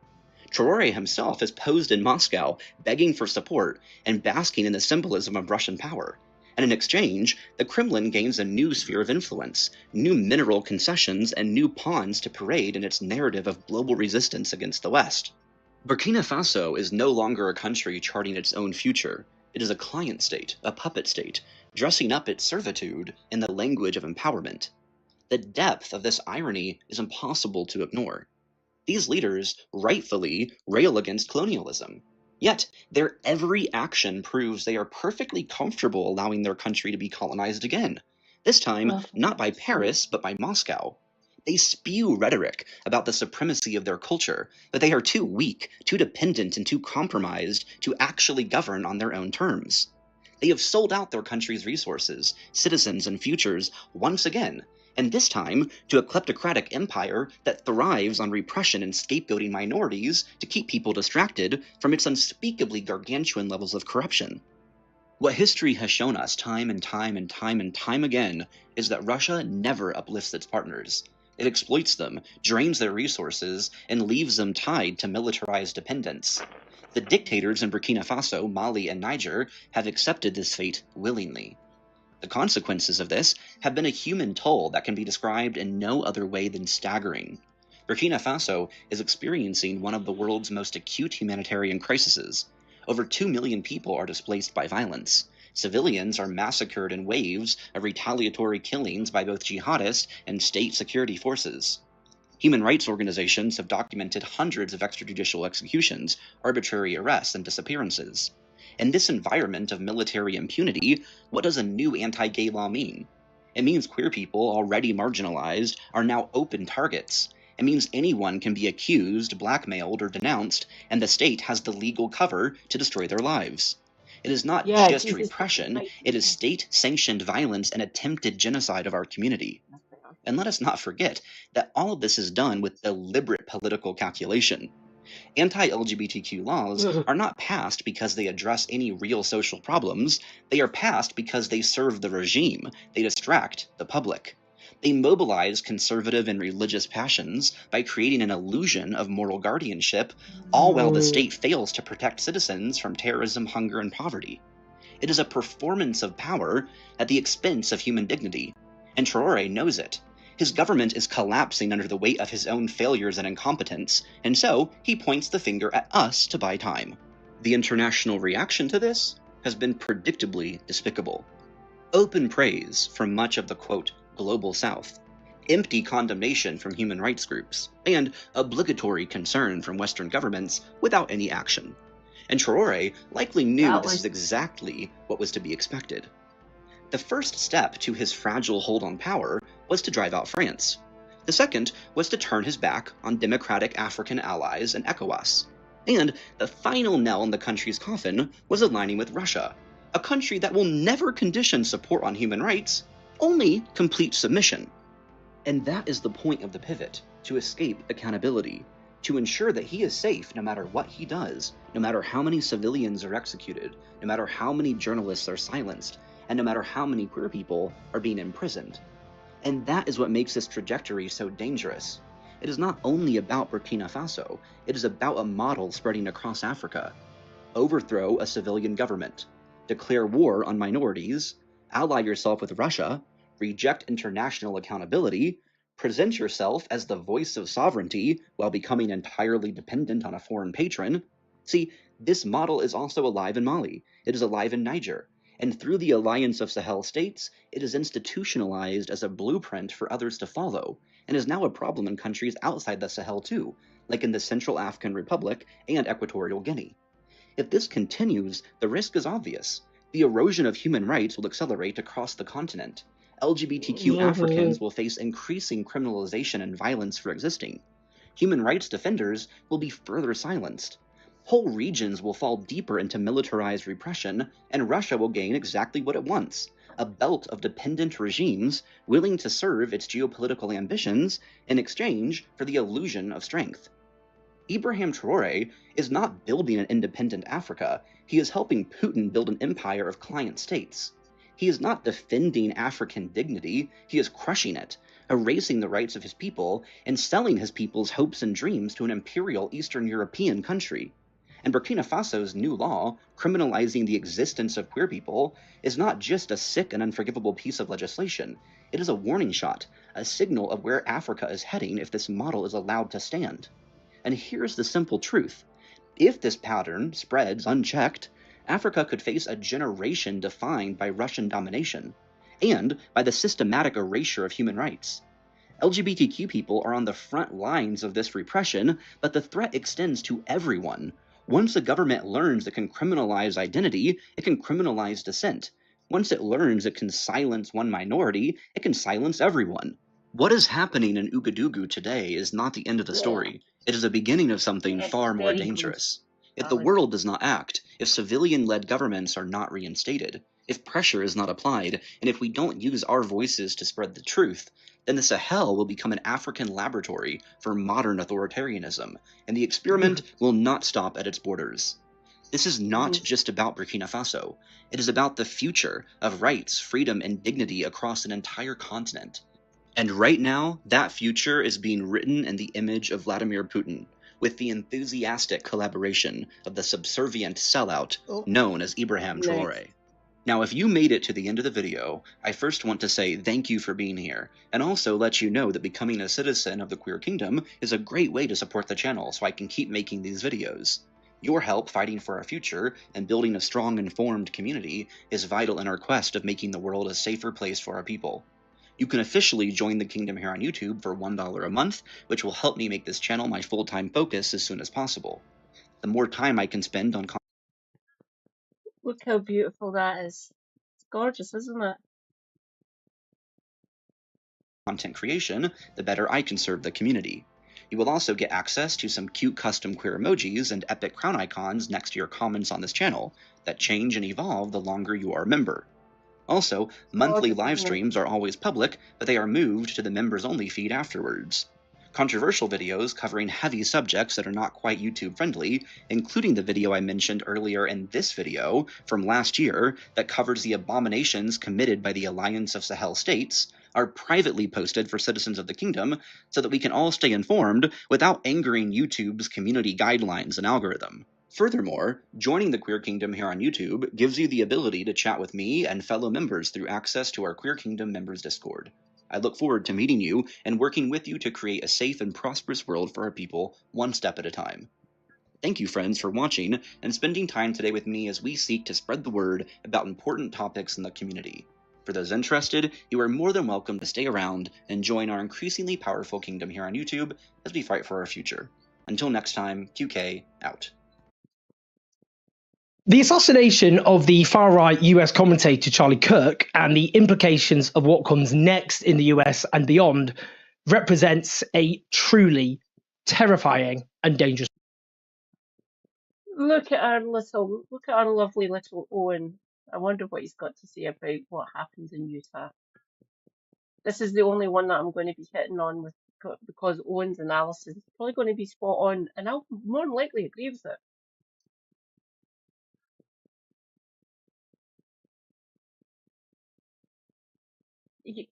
Yeah, the Traore in Burkina Faso. Queer Kingdom, John. Rejoice, comrades. John the Brazen is here. Hi, John. So, Queer Kingdom. You just need to type in Queer Kingdom. I'm a member. IP on YouTube. I still haven't joined the Discord because I'm a fucking idiot and I've got too much on my plate, I think. I'll get to it at some point. But I do, I watch the QK's videos. He's really good. And he does give us some hope. Yay! Glad I could send someone over. Fantastic. Oh, thing happened.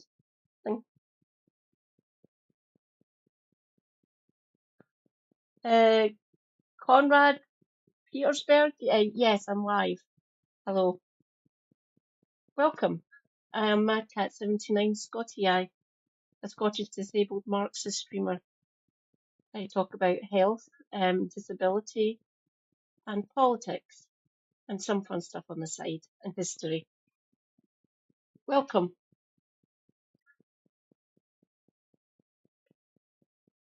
This is Owen Jones. He is a YouTuber. He is UK.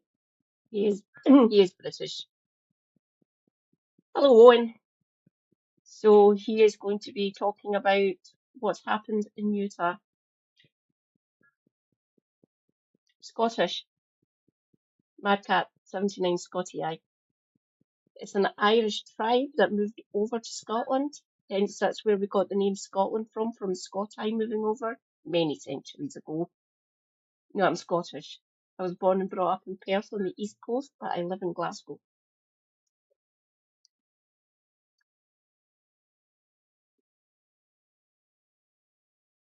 Carry on, Owen. Moment. Now, there were already big questions about whether an already deeply compromised democracy will survive Trumpism, and the possible violence and repression to come are, frankly, truly chilling to think about. Now, anyone who knows anything about me knows I oppose killing anyone in virtually any circumstances, except unavoidable self-defense, whether that be on an individual or collective level. I watched the video of his assassination, and to be honest, I wish I hadn't. It was horrible to watch. I don't support the death penalty in any circumstances. I certainly don't support it. I have seen it. I will not be showing it. I think most YouTubers and streamers have now seen the video footage of what happened to Charlie Kirk. It is rather gruesome. I urge people not to watch it, but if you're so inclined, I'm sure you can find it somewhere. I will not be showing it on my stream. Too graphic. It might breach TOS, and I'm not going to do that and lose my channel. But forewarned, if you do actually go and look it out, be warned. It is gruesome. I'm fine. I was more worried about the repercussions of this. What the right will do now with this as another thing that they can exploit, because the right cannot be trusted, especially Trump and this administration. Dear God, what's going to happen? I did not like Charlie Kirk. He was a propagandist and a right-winger. I will lose no sleep over him no longer being here, but no violence, please. Not worth it. Because the right will use it to attack minorities and to make things a hell of a lot worse for everyone else. Mark my words, they're going to be using this in some sort of fashion, especially for the Project 2025. Ugh. Did you? Oh dear God, you all right, John? It is a bit gruesome.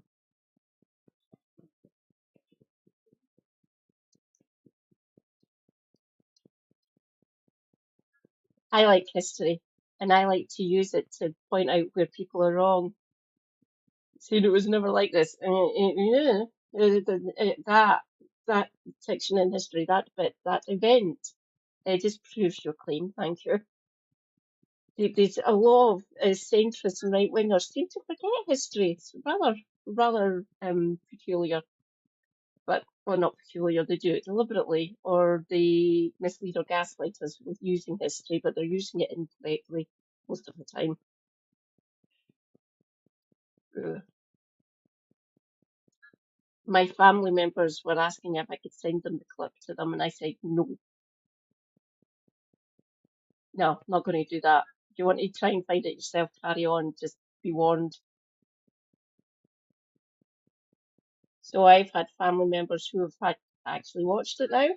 One of them got back to me earlier on, a few hours ago actually now, and said, "Why didn't I listen to you?" Said, "Are you alright after watching it?" No.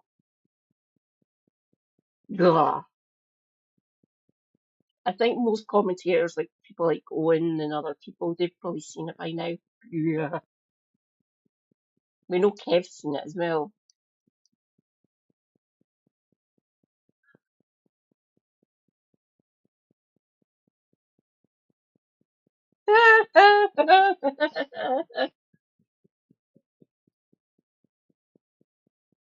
Sorry to use this wording, but they're going to try and weaponize this.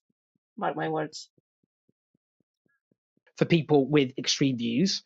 So obviously I wouldn't support individuals assassinating people because of what their extreme views are. I'm not, however, going to frame this as simply having a difference of opinion, as I will explain. Now, at the time I'm speaking, we don't know who killed Charlie Kirk. Maybe that will have changed by the time you listen to this. I'll try and make my comments cover any scenario with that in mind. Now, we know that the two would-be assassins of Donald Trump, Thomas Matthew Crooks and Ryan Wesley Ruth, were not left-wing in any meaningful sense at all.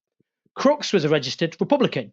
Ruth had voted for Trump in 2016, then ended up backing politicians who belonged to both parties. Luigi Mangione, who allegedly killed the United Healthcare CEO, wasn't left-wing either. He seemed to be some form of slightly eccentric centrist, if you like. Now, this hasn't stopped Trump supporters lying about these acts of violence, however, including Donald Trump himself.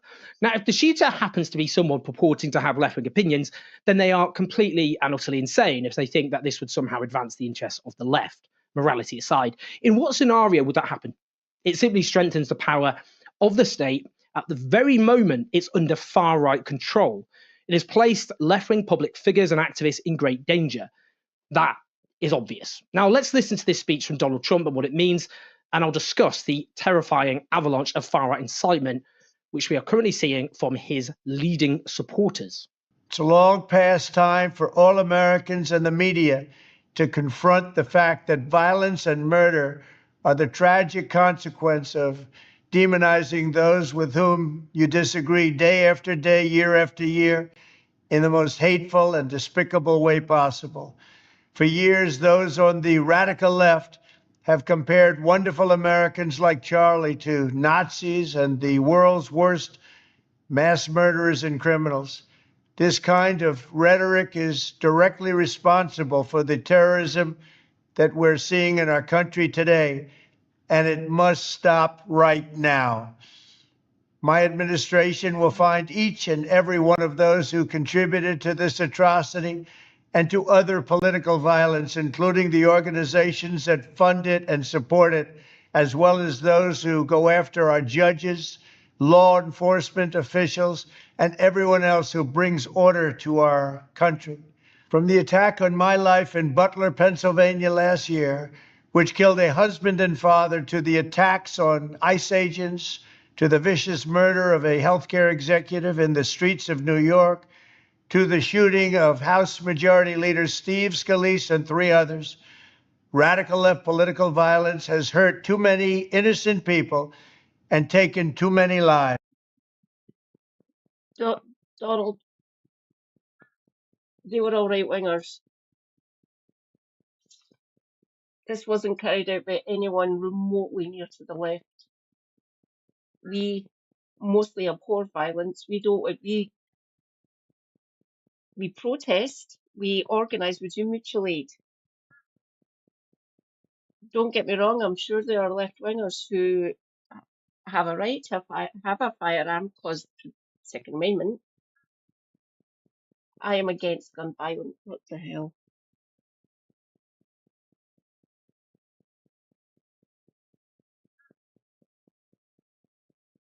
Okay, YouTube is being weird. Firstly, it's interesting that he says that this is the tragic consequence of demonizing those with whom you disagree day after day, year after year, in the most hateful and despicable way possible. The US far right pretended, and I must emphasize this, to be free speech absolutists, ridiculing the idea that incendiary language, hate speech, leads to violence against, say, minorities, like Muslims, refugees, trans people, or indeed leads to violence against the left. The whole idea of hate speech is something that they challenged to their very core. They saw it as, claimed that it was about assaulting free speech. That's what they said. Now, he goes on, Donald Trump, to say that the left demonizes the US right as Nazis and so on. Donald Trump himself has routinely called his opponents Nazis and fascists. He said Joe Biden was running a Gestapo administration, said Joe Biden and the fascists that control him are really the true threat to democracy, called Kamala Harris a fascist. He's repeatedly said that the left are fascists. For example, at a 2023 rally, we pledge to you that we will root out the communists, Marxists, fascists, and the radical left thugs that live like vermin. The use of vermin there, rooting out vermin, when discussing political opponents itself, just reeks of fascism. Trump's former chief of staff, John F. Kelly, said that the president suggested Adolf Hitler did some good things, and that former chief of staff said he meets the definition of a fascist.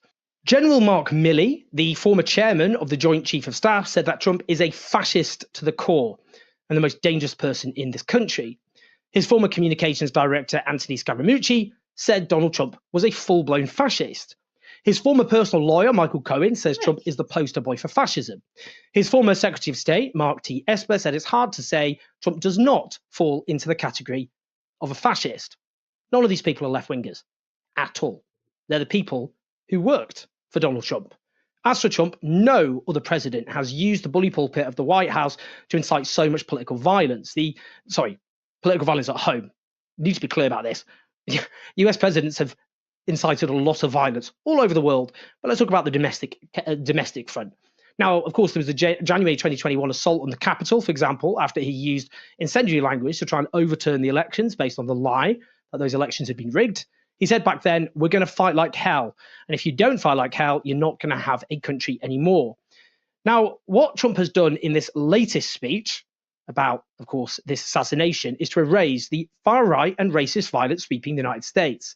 Like that racist terrorist who massacred 9 black worshippers in South Carolina back in 2015. The far-right terrorist who massacred 11 Jews at the Pittsburgh synagogue in 2018. The white supremacist who massacred 10 black people at a supermarket in Buffalo, New York in 2022. The anti-LGBTQ shooter who killed 5 at an LGBTQ nightclub in Colorado Springs in November 2022. There was, of course, the killing of 2 Minnesota Democratic lawmakers by a Trump supporter in June of this year. We could go on. There was no equivalence of scale with violence on the left at all. Just factually false. But what is striking is that Donald Trump said the administration will find anyone who contributed to this crime. It's clear he doesn't mean directly, he means indirectly. Now, opposing, say, Trump's authoritarianism at home or his facilitation of Israel's genocide abroad will face further clampdowns. No doubt about it. Now, as it is, the US is in an authoritarian spiral. The politicization of the civil service, the mass purging of independent government watchdogs, appointing his authoritarian ally Kash Patel as FBI director, taking control of local policing in Washington, D.C., and sending in the National Guard, using troops against protests in Los Angeles, intimidating the media, and of course, clamping down on the pro-Palestinian movement, from cutting funding to US universities to attempting to deport pro-Palestinian activists. What on earth is going to happen next? I mean, as it was, they clearly had a plan to escalate. The US right, of course, are complete hypocrites. Take Republican Senator Mike Lee, who condemned Kirk's murder as a cowardly act of violence. When those 2 Minnesota Democrats were killed, he tweeted, "Nightmare on Wall Street," with a picture of the shooter. When Democratic politician Nancy Pelosi's husband was brutally attacked, Trump himself mocked it repeatedly, but at the time said, "We'll stand up to crazy Nancy Pelosi, who ruined San Francisco. How's her husband doing? Anybody know? And she's against building a wall at our border, even though she has a wall around her house, which obviously didn't do a very good job." Republicans like Ted Cruz, Congressman Clay Higgins, right-wing commentator Dinesh D'Souza, and Donald Trump Jr. all mocked that particular hideously violent attack. Now, Charlie Kirk himself calls for a hero to post bail for Paul Pelosi's attacker amidst various conspiracy theories. It is worth just stating what Charlie Kirk thought, his actual opinions. He said, "I think it's worth some gun deaths every single year so that we can have the Second Amendment." Well, he was there accepting mass violence because of the right to gun ownership, as long as it was other people rather than him being killed. And so many Americans have been killed by gun violence. He called for public executions. He called for the full military occupation of US cities. He backed mass deportations. He supported the lie that Donald Trump had the 2020 election stolen from him. He declared that the racist great replacement theory, that elites are conspiring to destroy white people through immigration, is not a theory, it's a reality. That's a staple of white supremacist conspiracy theories. He declared Islam has conquered Europe, said it doesn't feel right for London and New York City to have Muslim mayors. Islam is a means to the end of destruction of the West. That the UK is a totalitarian third world hellhole.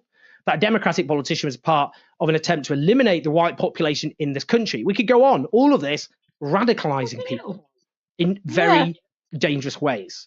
And I've gone through examples, of course, of far-right violence. None of this is to justify Charlie Kirk's assassination in any way. It is to rebut claims that he was simply a regular conservative commentator. Whatever that even means anymore. What does that mean? What is that mainstream conservative commentator? They've either gone over to the far right, or you've got this kind of never Trump tiny minority, but the vast majority of them just embrace this. He was someone with toxic racist views who openly relished various forms of violence. And condemning this violence, this particular violence, does not mean whitewashing the truth. Now, what is truly disturbing is the open demands of the Trump-supporting far right for violence and the destruction of what democracy the US has. Elon Musk, who has turned X into a cesspit of far-right incitement, tweeted, "If they won't leave us in peace, then our choice is fight or die."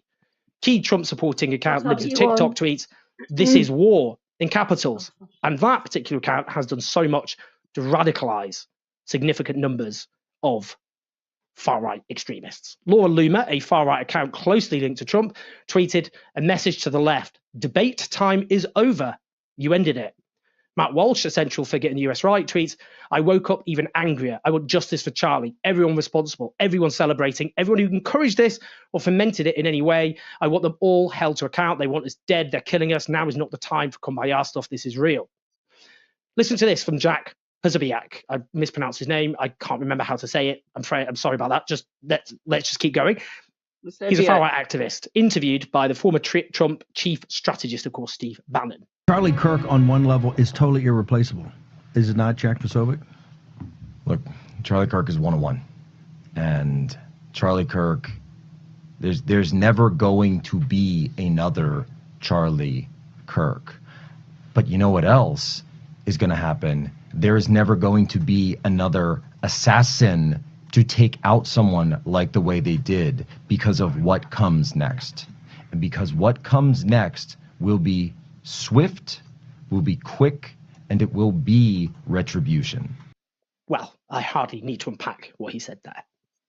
This is a truly frightening and dangerous moment. Whatever the flaws of, let's call it, capitalist democracy, weighted as it is in favour of the wealthy and corporate interests, that's clearly in decline across the West. There is a general descent into authoritarianism. The far right is seizing on this particular assassination as an opportunity to do what the far right always wants to do, what it exists to do, to crush their opposition, to unleash hell against minorities. Now, I have to be honest with you. I fear that winter is coming, an icy winter at that. And if we're going to drive back the tide of fascism, we've got to be honest about the threat that we now face. Please like and subscribe, leave your thoughts in your comments. Help us take on what even do we say about the mainstream media? Pro-genocide, increasingly pandering to fascism. We could go on. You can help us at patreon.com/7joes84. Two quick things. Firstly, I've been abroad in Palestine for the last 10 days. That's why there's not been videos. So now we're going to try and get the videos up as best we can. I've got a video about Palestine coming up. So do look in terms of filming there. So wait for that. And I should also say that I'm still writing this book, The Fall of the West, but I'm coming to the end of that. But I'll do my best. We'll do our best, to keep as many videos as we can. But as soon as I finish that book, I can actually focus on this.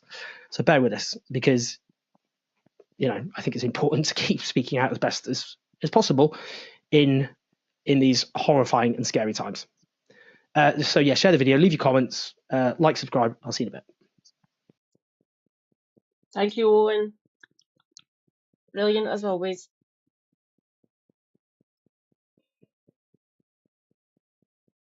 The UK's ambassador to the United States, Peter Mandelson, has been sacked today after days of media scrutiny over his links to disgraced.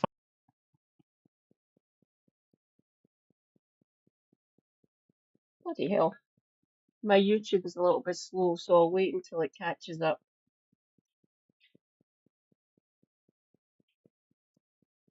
Stupid YouTube.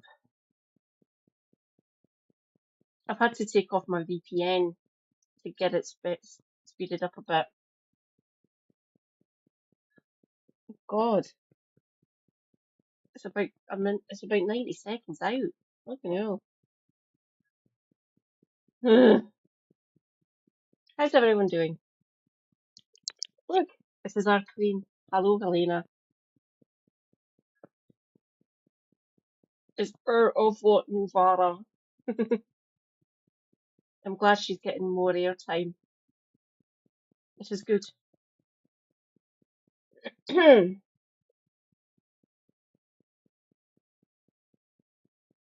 that's the Matt Walsh one.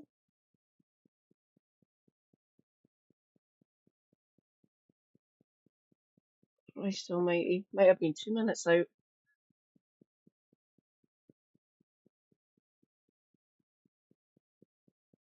I'll hydrate while I wait.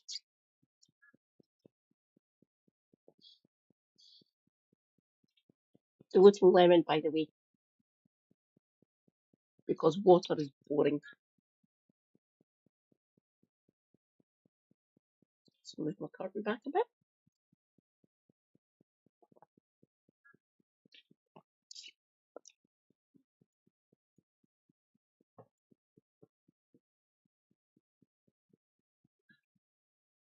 Dear God.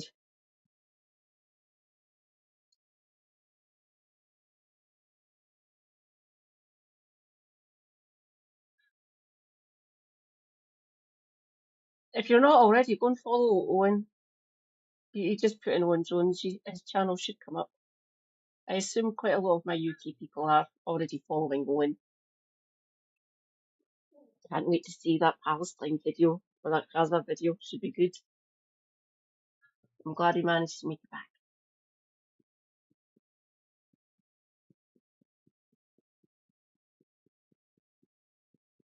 Basically holding our media to account, which is good. Because the mainstream media here in the UK sucks ours. We've got Ovara. At least we've got Turn Left with Curtis and Cog and the Novel and Sarah. Go and follow Turn Left. They are amazing. They were live tonight, earlier on Friday. Well, technically we're on Saturday now, so Friday.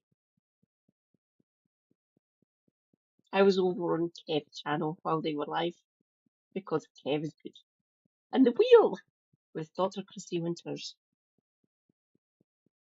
We stand Kevin here. In fact, let's do a shout out for Kev for his Twitch. Nope, wrong thing.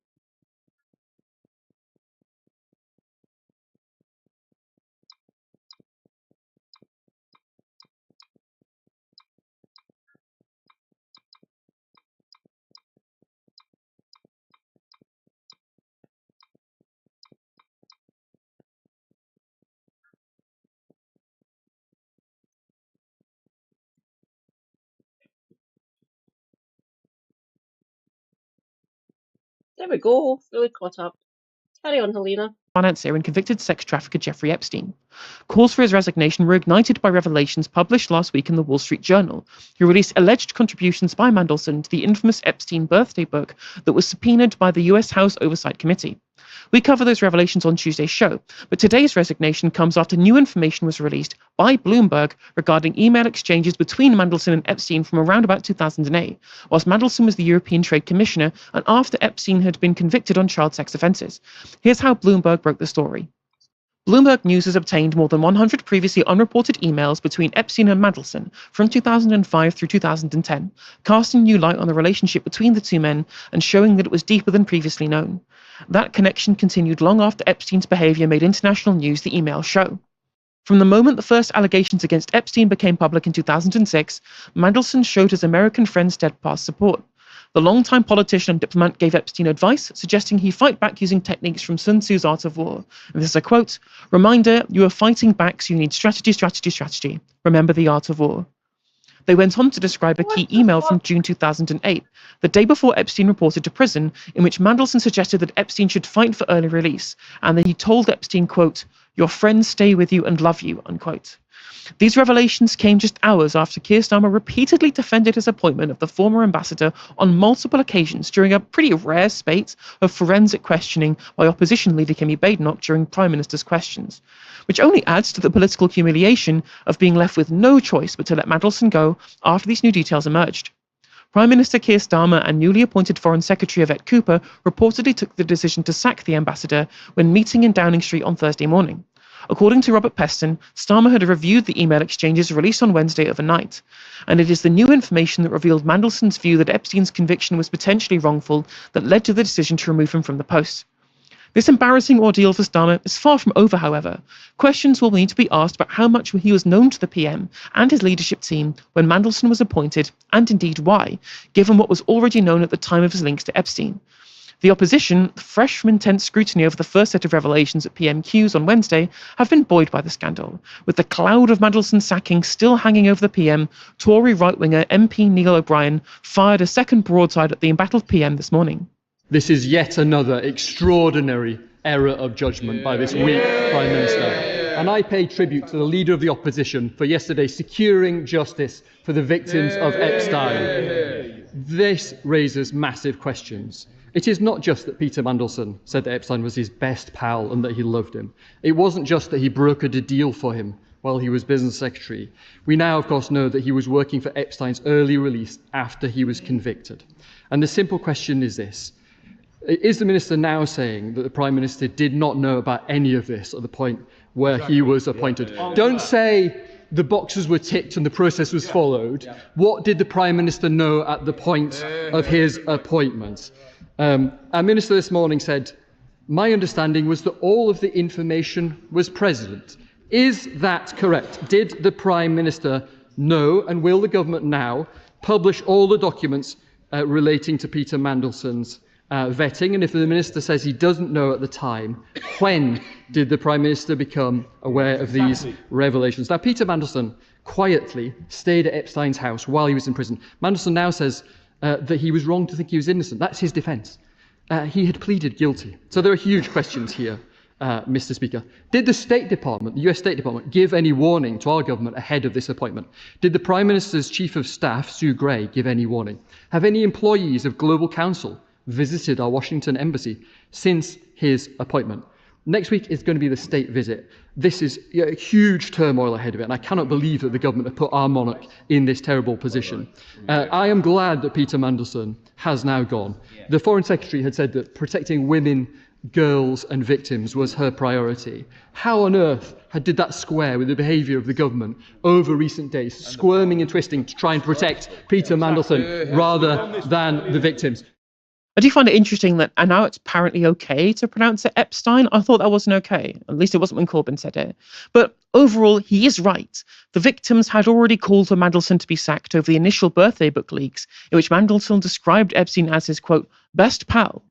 It seems nakedly hypocritical that a government supposedly committed to protecting women and girls would have waited so long to heed the calls of the kind of victims they say they want to support. The link between political expediency of a principle was also highlighted by newly minted Green Party leader Zach Polanski speaking to Politics Joe on Wednesday. This is a man who stands for nothing. He has no morals, no values, no principles, and he will defend Peter Mandelson up until the point he thinks he needs to for his own career. And I think that's the only thing he cares about at this point. Now, where is the lie? This has purely been an exercise in political expediency for the government. Now, what this reminds me of, it's reminiscent of the debacle surrounding Rochdale by-election candidate Azhar Ali, where Starmer gave him his full backing for a whole day after he implied that October the 7th was an inside job, until the press dropped leaked audio about him talking about, quote, people from the media and Jewish quarters, forcing Starmer into a humiliating U-turn to then remove his support for the candidate for the by-election. But what I will say is something doesn't really add up here. Peter Mandelson was already an unpopular figure even before this week's bombshells, having resigned as a government minister twice under New Labour for alleged impropriety. Now, this is in addition to his known historic links with Epstein and links to Russian oligarchs, both in a personal capacity and through his consulting firm Global Counsel. There was also previously a universally well-liked and long-term US ambassador already in place who had curried favour with the Trump campaign administration. We were told that was what Mandelson was good at, currying favour with Trump. But there was already someone in place who could do that. And even Pat McFadden, the Labour heavyweight, had described as having full confidence of the government in the previous ambassador. So why was Mandelson appointed in the first place? This brings the political judgment of Keir Starmer into sharp focus. The first year of his premiership has been beset by scandal after scandal, despite his insistence pre-election that he would end the Tory chaos. And here we are, yet again, with another Keir Starmer ally seemingly being given special treatment up until they were impossible to defend. Is this what adults in the room looks like? Is this what putting the country before party looks like? These were the same people who justified blocking left-wingers to be MPs candidates on the grounds of wanting to present the public with, quote, the highest quality candidates. So let's take stock, shall we? We have a corruption minister resigning over alleged corruption, a housing minister resigning over unpaid property taxes, a homelessness minister resigning over kicking out her tenants, and not to mention the powerful people like Lord Ali being given a Downing Street press pass and lavishing the cabinet with gifts. And may I remind you, this is the same Lord Ali whose Kent mansion Mandelson allegedly used to plan the 1997 general election campaign, according to The Independent in a report they did in 2003. Now, we have an ambassador to a country run by a man with ties to Epstein, who also has ties to Epstein, or at least previously, since before he was removed this morning.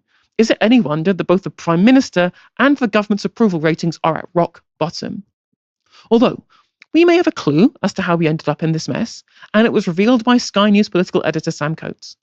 I'm being told it was Morgan McSweeney, who is close to Mandelson, who was pushing for a better defence of him yesterday and thus to stay. He's the key link between Mandelson and number 10.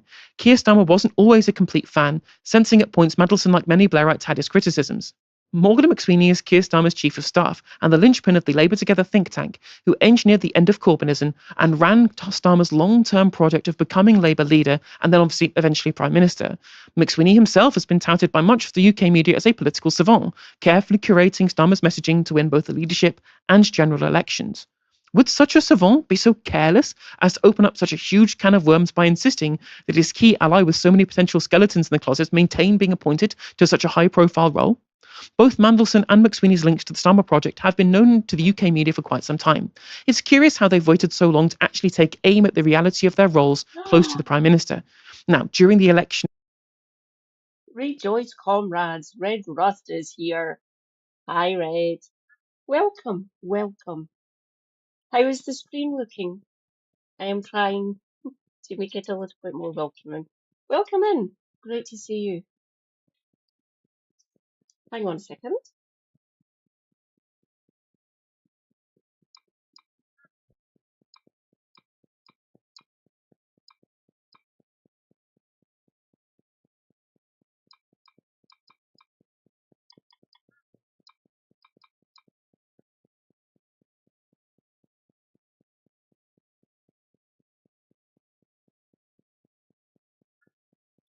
I am having a lovely time, Sonia. It is currently 2:30 in the morning. But I'm doing well. Thank you for asking. You went back to RimWorld. Cool. Everyone, go and follow Red Rust. It is a chill zone. They play Fortnite, RimWorld, no auction not included, Rocksmith with his bass. It is a rather chill space. I go there to relax and to talk to Red Rust. They are amazing. Oh, is it still Fortnite? It came up as RimWorld on your shout out. period, the only real scrutiny of Mandelson's Epstein links came from Jim Pickard of the Financial Times. Whoops. When Mandelson was someone close to Starmer's leadership team during the pre-election period. And there was essentially zero coverage of McSweeney, despite him already having press links, whom he allegedly facilitated the spread of Jeremy Corbyn's supposed anti-Semitism with, according to reporting from Anushka Astana at The Observer earlier this year. Now, here at Novara Media, however, we've been on it from the start, probably because we don't need lobby access in a way that some of them MSM do. Here's our own Rivka Brown asking Mandelson some particularly difficult questions. Did you ride on the Lolita Express? Do I what? Did you ride on the Lolita Express? You didn't. You can confirm for the record. Why did Jeffrey Epstein call you Petey? Look, lovely to talk to you, but I'm afraid I'm booked for... Onto the Lolita Express. onto Times Radio, and they take precedence. Thank you very much. Indeed. Great. I hope they ask you some very softball questions. I hope so. It is indeed funny that he was on his way to talk to Times Radio at the time. From 2023 until his appointment as ambassador, he'd been hosting one of their podcasts, That was Rivka Brown. She's part of Novara. She's a contributing editor to Novara Media. And yes, that was Peter Mandelson. That was Lord Mandelson. He is now sacked. He is no longer the ambassador to the US for us. Someone else is going to have to be appointed. Probably not enough time for the state visit on Tuesday. Delightful. Brilliant. Donald is coming back. I hated it when he was having a little private visit here in Scotland. I despise him, obviously, and all he stands for. I feel for America. I really do. I've got some lovely friends, yourself included, Redrust.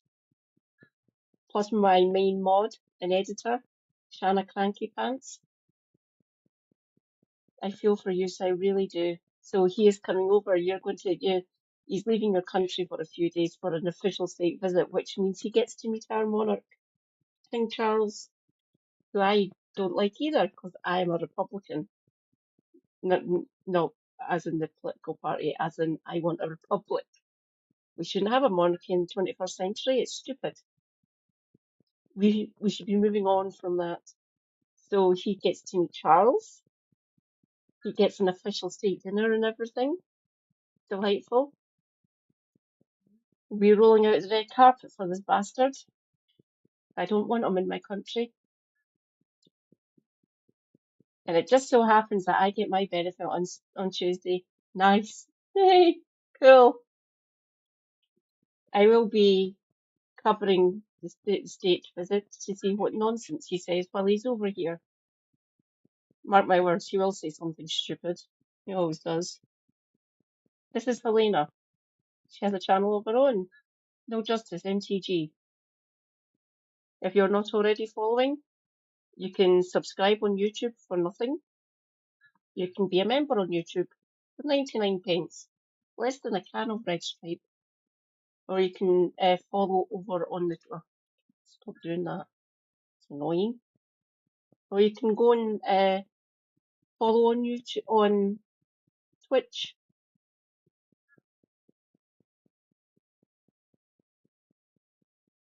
Good. Helena is based. Carry on. Win an election, and at the time that was with Daniel Finkelstein and Polly Mackenzie. It must have been awkward for Times Radio to report on this scandal, one would think. Let's see what the podcasters had to say. Peter's, Peter Mandelson's colourful background and past was well known. He'd been involved in plenty of scandals before. It's part of the reason why he made such a fantastic panelist on this very show before you were here. Was there an element that Keir Starmer was blind to what he perhaps should have thought better could be looming problems? Look, I genuinely don't know what Keir knew and didn't know. I'm sure he didn't know the full package. I think it just would have been too risky to do. He will have known Peter's somewhat checkered past, and obviously I was around when in the previous two occasions when Peter left, and he will have known that. And the thing with Peter is Peter's brilliant. Peter is brilliant. I mean, you know Peter. Peter is brilliant, and he was a fantastic. He's called the Prince of Darkness for a bloody reason. We've been telling you about him for years. We're crying out loud. I'm molting again. Why are none of you listening to us? We've been saying this stuff for years now. Do not put him into a position of power. He cannot be. He has too many fucking skeletons. I can't remember who our previous ambassador was. Fantastic minister. The sad thing is, I think he was also a really, really good ambassador for the UK. But there's the other side of Peter that comes and haunts him, and it's Peter's own judgment about Peter is I'm afraid, the thing that is always his downfall, and I guess that's what's happened here. It's his past catching up with him. But I do think for the UK, it's actually really unfortunate. Really? Really unfortunate. You think? It's so interesting to watch these people who just kind of gush about him. I guess because it's so awkward to admit that you were piling up to somebody who had all these close links to Jeffrey Epstein, because this is after all this information was released. It's very weird statements there, in my opinion. Talking up, was such a great minister. He had to resign twice. Like, it's very rare someone resigns once, let alone twice. And so to big him up as being such a great minister, to be such a great podcast host, given everything that we know about him, all his different kind of colourful parts of his history, as they would put it, and then to just the very, very weird statement, very, very gushing statement there for someone who I don't think anyone else in the country outside of the media and political sphere have a particularly high opinion of. But the reality, it seems, is that the UK press had very little interest up until recently in letting the public know about the people really in control of Keir Starmer's decisions, both as leader and as Prime Minister. As Keir Starmer similarly has very little control over quite a lot of the decision making himself. If you'll recall, he was described earlier this year as being sat in a driverless train by sources close to him. It must be remarked as well that everyone believed Boris Johnson would be able to weather the storm of his own scandals until the press turned on him unilaterally and the weight of the reporting twisted the arm of his cabinet to force him to resign. And the final scandal that caused the end of his premiership was his appointment of Chris Pincher. Now, whilst the appointment of Mandelson is not the same, it's not as egregious, of course, because he was just an associate of Epstein, rather than Pincher, who was the alleged perpetrator in a series of groping incidents himself. But both Starmer and Johnson were aware of what both of these appointees were implicated in at the time of their appointments. The only question is to what extent. If the Pincher scandal was enough to trigger Johnson's resignation, we must seriously question Starmer's political future. Inside sources had already intimated to the BBC's Nicholas Watt that it's only a matter of when, not if, he resigns. And if you ask me, I do not think that given everything that's happened from last July until today, that Keir Starmer is fit to be Prime Minister of this country. Dahlia, do you have confidence in the Prime Minister? I mean, no, and I also don't have confidence in Morgan McSweeney, who allegedly is the one who is making all of these terrible decisions. You know, a little background on Morgan McSweeney. He was widely lauded as, you know, the man who knows how to beat the far right because he beat the BNP in Barking and Dagenham, where they were going to sort of make some electoral gains, and he was able to kind of quash that, and he was credited to be the mastermind behind that campaign. There are some, there's some articles that I read that have kind of questioned that role of him being the mastermind. But what I would say is I think he's doing an absolutely brilliant job of really, staving the far right influence away. I mean, I've never felt more safe in my life in this country. I mean, I walk down my street and, if I happen to walk past a hotel that is sheltering displaced people, refugees, I have utmost confidence that they are not at risk of being assaulted or abused by a right-wing mob. So I have to say, I'm very grateful to Morgan McSweeney that he is keeping us safe from the rising tide of the far right, a true political strategy unlike anything I've ever seen in my life. When it comes to Peter Mandelson, first of all, when you're talking about a politician's checkered past, maybe you're talking about him having an affair or, him maybe having an outside baby, a child outside of his marriage or whatever. You're not talking about being like Bezzy mates with one of the most notorious sex traffickers that we have ever known of. That is not having a checkered past. That is having existing and being connected to a world that no one with any integrity would want anywhere near their political project. And, Starmer is going to trying to spin this as if, the revelations of this birthday book somehow tell us something that we don't already know. That is gaslighting, and that is not true. If Rivka Brown, who, Rivka's a fantastic journalist, but she's not a fantastic journalist because she has some kind of like insight into how the elite circles run. She doesn't have her kind of ear to the ground in elite circles. She has a political analysis and integrity and, a desire to find out the truth about things. And that's what makes her a really good journalist. If Rivka Brown knew in 2023 that Peter Mandelson was perhaps inappropriately close friends with Jeffrey Epstein, then you cannot tell me that someone who was in the center of political power like Keir Starmer would not have gotten the memo. So this idea that, it wasn't common knowledge that Jeffrey Epstein and Peter Mandelson were very close, and that Peter Mandelson continued to be very close friends with him even after his convictions and these revelations. Something which, by the way, brought down, Prince Andrew. So I don't understand how it could bring down Prince Andrew, who's a literal monarch, and not bring down Peter Mandelson. But for a man like Starmer, who we believe is so obsessed with optics, is so obsessed with how things look above everything else, above anything, any kind of substantive politics, it really is an unbelievable gamble that he would take to make someone like Peter Mandelson, with the kind of baggage that we know Peter Mandelson to have, the ambassador to the US, especially when you consider the fact that he did mass purges, mass deselections of left-wing people from the Labour Party under the guise of quality control. One of those people that he tried to purge from the Labour Party under the guise of quality control was Diane Abbott. Diane Abbott, the first black woman MP this country has ever been, has ever had, who has faithfully served her constituents. Whatever you think of her politics, she's faithfully served her constituents for 38 years. She's the longest serving MP sitting in Parliament right now. She's a trailblazer. And Diane Abbott was not considered good enough to pass Keir Starmer's quality control, but Peter Mandelson was. What kind of quality control means that Peter Mandelson passes the sniff test, but Diane Abbott doesn't? Diane Abbott, who is so popular amongst her constituents, the people that she directly serves, that when Keir Starmer tried to boot her out of the Labour Party or stop her from running as an MP, he was forced to U-turn because her constituents flooded the streets with support for her. What other MP can get that kind of street level support from their constituents? Most people can't even name their MP because of how little they feel served by them. So that goes to tell you that that whole thing was nothing to do with quality control. It was about purging people that Keir Starmer didn't feel he was able to control. And it was about signaling to a particular elite configuration that he is safe and that he is on their side. And that is, by virtue of his connections to Epstein, we know that Peter Mandelson operated within that elite circle, because Jeffrey Epstein, and this is not to kind of put him in the same category as the most egregious things that Jeffrey Epstein did. We don't have any evidence for that. We do not know that. And I'm not here to cast aspersions on that.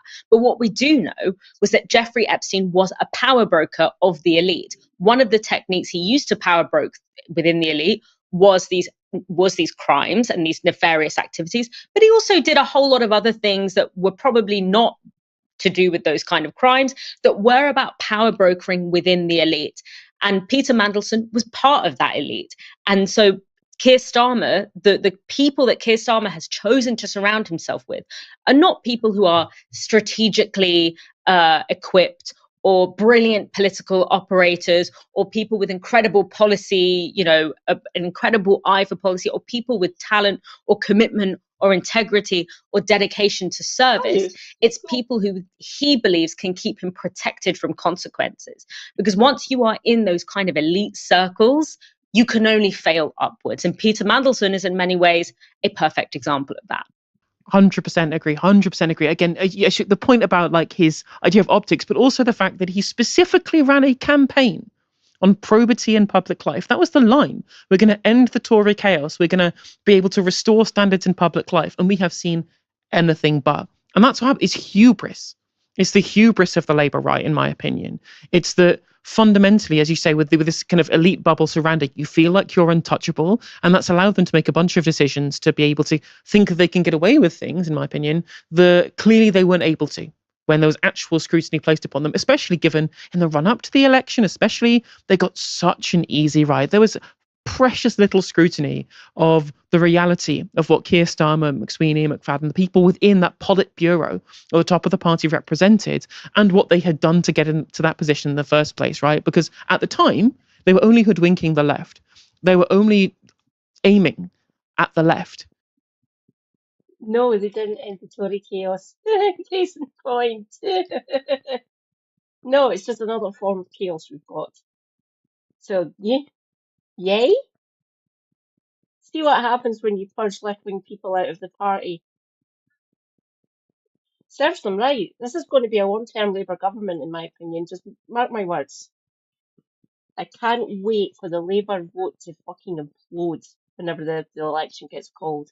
I'm thinking they have to have it by 2020. They have to have it in 2029. So I'm guessing late 27, early 28, maybe. We'll see what other chaos happens in the intervening time. Yeah, we are the historical punching bag. He literally said, there is the door. And look, we all fucking left. And now they're moaning. Nope, hubris, fuck yes. I hope you get a worse drubbing than the Tories did last year. Really, I hope you do. Serves you right. Literally serves you right. My country's fucking imploding. Help me. And we are not politically relevant. We're not worth reporting on. But suddenly, now, when they're in government, I guess we'll start doing some actual scrutiny. Well, that's again the hubris of the Labour right, laid bare, as we have seen throughout the entirety of the time in office, essentially being unable to get away with any of it. Thank you, Helena, and thank you, Dahlia.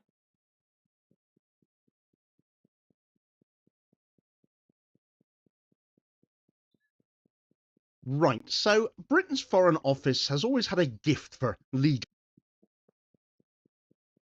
Thank you, Demo. Oh.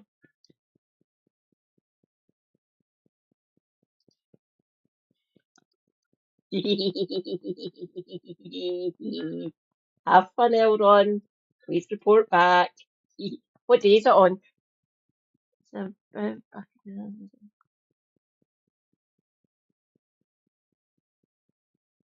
You do that. You do that. You've got a choice of Phillipson or Powell. Is that a choice? I don't think that's a choice, really. Just my opinion.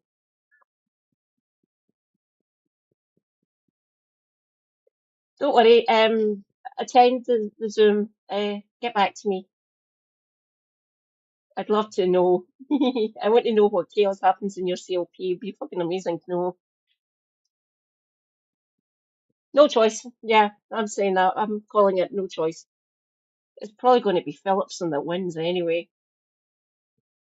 I don't know how many of the CLPs have been captured. A fair few of them, I'm guessing.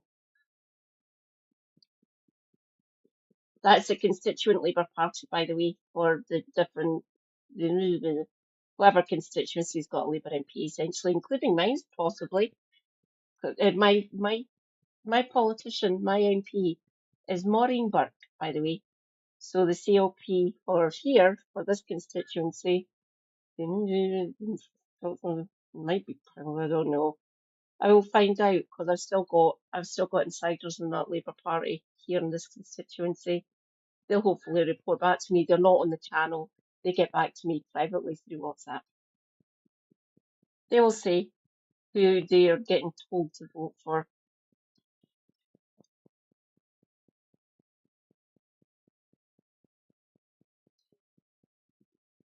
It is entirely up to your good self, Elron.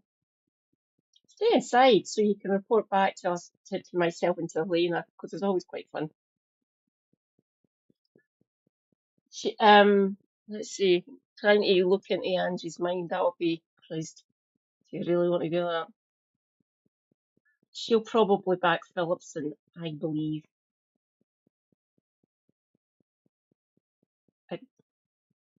I think, yeah, it's probably Phillipson that she'll be encouraging the CLP to vote for. Don't quote me on that, because I'm not part of that CLP. Hello. And what else should I cover? Well, I've been going for over 2.5 hours now.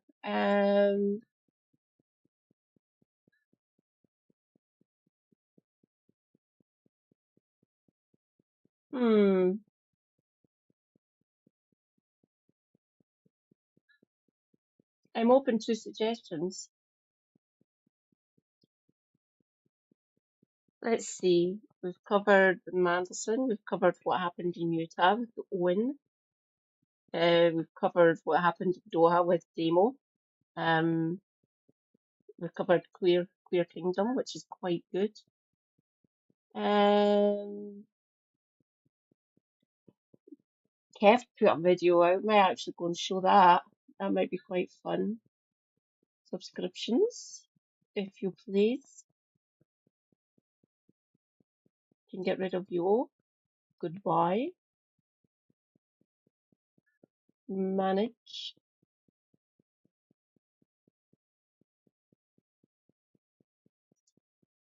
There's our lovely Brummy comrade. Videos.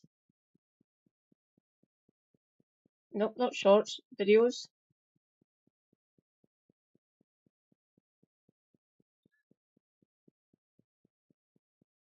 No,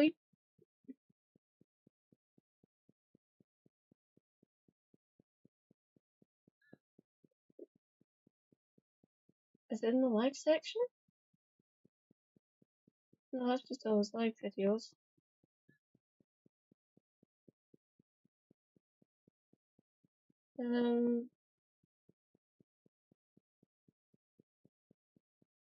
Maybe it's in the home section.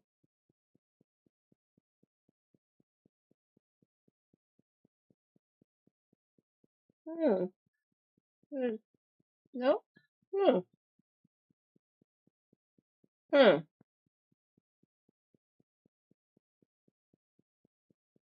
Well, I've already covered that one. And that. No, oh, right, it's not there. Okay. Um.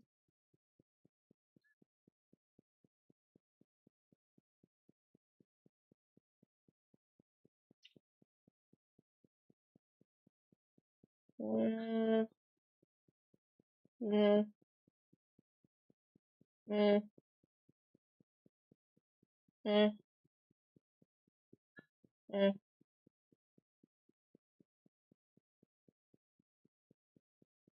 Hmm. Hmm. Hmm.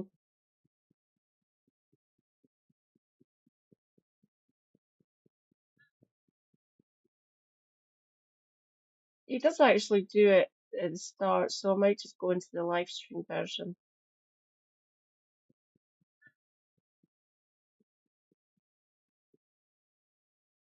No, it'll be Warframe Wednesday. Live.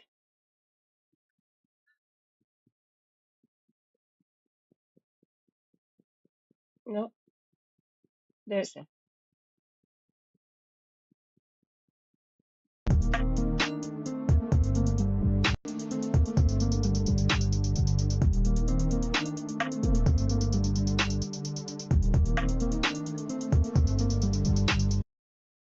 The world. But, you know, I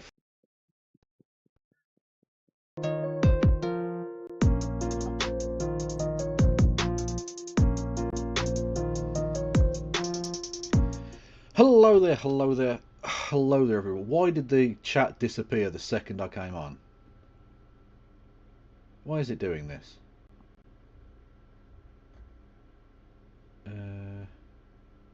Hide, delete, what the...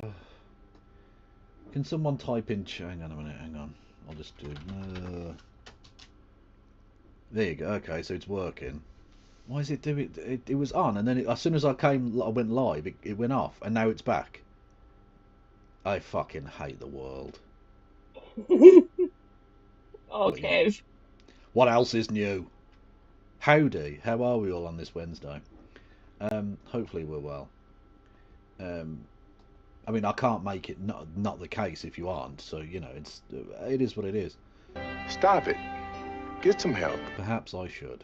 Perhaps I should. Thank you, Elliot, for 6 months. Not Elliot. Ella. Just Ella. That's the person. I can call you Elliot if you want. It's, you know. The fuck am I talking about? Honest to God. Anyway. Well, it wasn't even Elliot. I said Elliot because it was in my head. But there's a different person. So I don't even know what's... yeah. Anyway, Elliot, because Elliot asked a question, so it was in my head. Anyway, Elliot says, Kev, I start uni next week. Any advice? Oh, shit. I mean, firstly, there's some context I think I need to really be able to give you specific advice, like where you're at, like what country you're in, what place you're going to, what you're studying, all that sort of stuff. But generally speaking, don't let the kind of party side of things go too far, because like I certainly had the problem that when I first went to uni, it was like the first time I'd ever lived away from home, really. And so there was drinking and fucking to be done. which was fine, but like everything in moderation, yeah. And I didn't moderate very nicely at all. The first few months were a bit mental, to be honest. So like, just sort of watch yourself with that, I guess. Yeah. Kev's skin is clearing up nicely. Well, I'm not doing anything, so it's not like, it's just, it is what it is. You know? I'm going to Liverpool to do chemistry. Firstly, Liverpool's a pretty decent uni. And you're doing chemistry, that's fucking dope. Well, Liverpool's a cool party town, so like, yeah, like I say, like enjoy it, and but don't let it go too far. Again, moderation. You need to. Maybe your lighting's improved. Well, that is also true. And this is how times have changed since my day. God, I feel old. You say enjoy it. As Seamstress says, uni advice: enjoy it and get an air fryer or rice cooker to make easy, quick meals for study nights. There was no such thing as an air fryer back when I was... This is how old I am, right? And this is genuinely true. I swear to God, this is true, right? I went to uni back in 2000 and... Oh God, was it 5, 6? Something like that, the first year? Anyway. And, TV. Moved down there. Oh, I mean... And so I had my little, shitty little old telly. Kev Walk. Literally lent it against the wall behind the TV.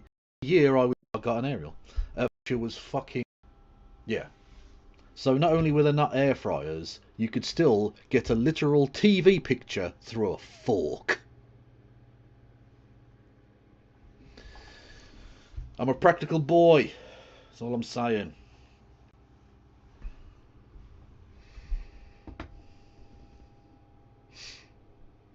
Anyway. But yeah, no, it do food and stuff, yeah. Eat food and things. Also, if you go into Liverpool, you probably pop down to Anfield or the new Everton Stadium at some point and check that out. Not really relevant to anything, but... And I did, oh God, I watched some football overnight actually, and both Brazil and Argentina both lost in World Cup qualifying. Which, that kind of happened very often before, can it? On the same day? But yeah, and also, Brazil are in 5th place in the South American qualifying group, which again, that can't have happened very often. Like, they're in danger. They'll probably be fine, but they're in danger of not going to the World Cup for the first time ever. Which would be properly mental. Would be properly mental. I did fork a TV. What did I study? I studied 20th century European history and politics, was the full name of the course. But when people asked, I used to just say history, because no one cares. No one wants the full title, Kev, and they don't want a breakdown of each module, you dopey cunt. Just say history. With Brazil and Argentina out, does England chances... Well, Brazil and Argentina aren't out. They just lost a game each. In their... Brazil only has... South America only has one qualifying group with all of the nations in it. Apart from Suriname, which doesn't participate, and French Guiana, which is just part of France. Yeah, so... but they're not... So they're not out. Argentina will be fine. I mean, even with their loss, they're still, I think, top of the group. But Brazil are 5th, which I think would put them in a playoff if they finished 5th. I think the top 4 automatically qualify, and then the 5th and 6th go to a playoff against someone or other, I think. Don't quote me on that. But yeah, either way, Brazil are not looking great. And to be fair, we knew this wasn't a great Brazilian... This is not a classic Brazilian setup. But there we go. Mental. Yeah. And a 120 squillion pound fucking striker, Isaac, came off the fucking bench for 15 minutes. Dickheads! Yeah. I only check international results to see if any Liverpool players were injured. There's patriotism for you.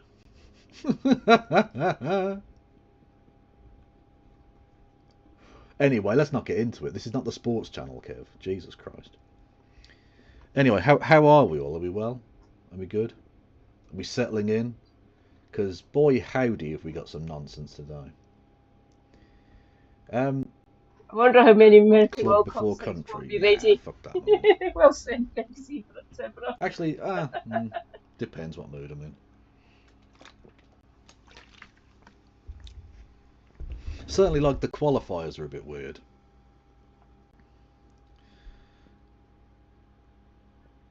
You know, like, how often do you even get an entertaining qualifying match?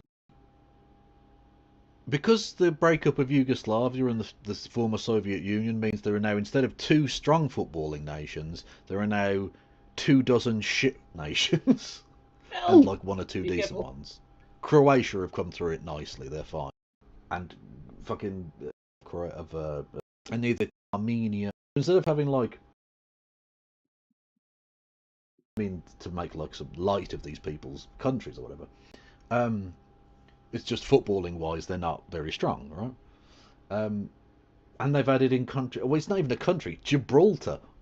Why the fuck does Gibraltar play? So basically, the point I'm making is you very rarely check whatever the fuck it was the other day. This is not like Germany is not out yet, but it's not looking great for them. Anyway, and so all of the games are usually shit. And yesterday's game, Britain has surpassed itself in terms of fucking nonsense. With stress on the word nonce. More about Peter Mandelson later. Allegedly. Because the British Prime Minister today welcomed war criminal and man who is, I mean, looks clinically depressed. And if you are, Mr. Herzog, clinically depressed, give in to those dark thoughts. Embrace the intrusive thoughts. Who are these people and why are they gathered? As Isaac Herzog, the president of Big Zebra, Israel, the horrific apartheid state currently doing genocide in Gaza. Again, we've been through this on the channel. Came to London today. And not only was he not arrested for his involvement in the ongoing series of war crimes, not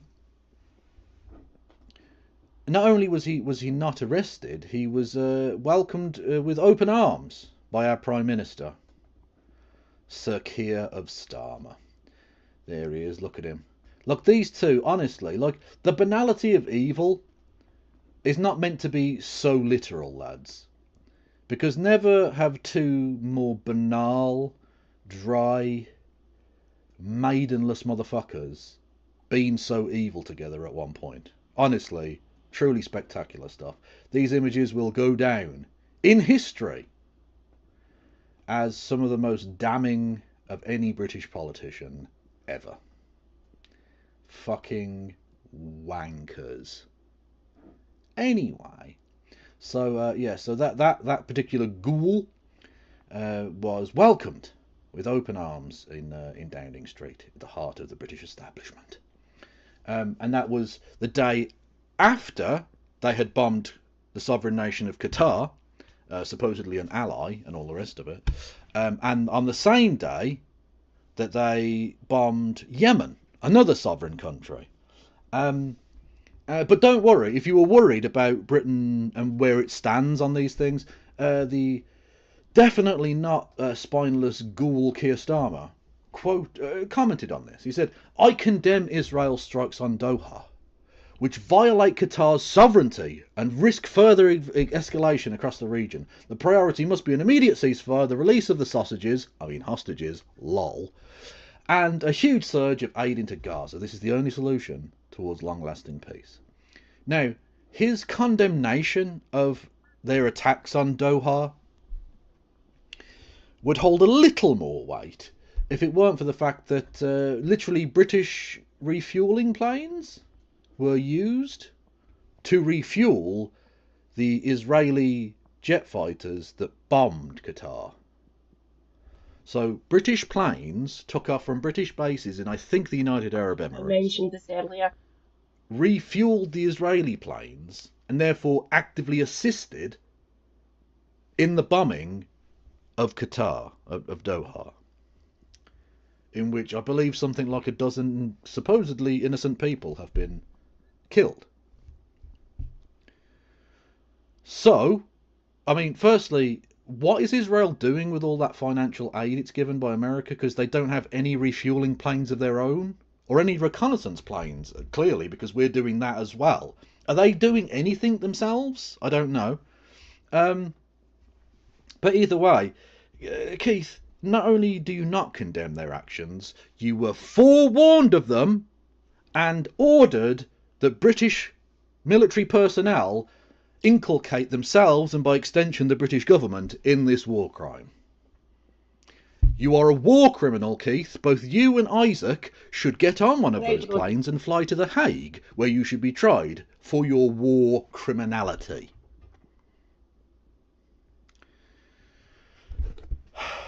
Honestly, saying I condemn this attack whilst doing the attack, it's like the getaway driver condemning the bank robbery that they're helping the fucking robbers escape from. Like, what the fuck is going on here?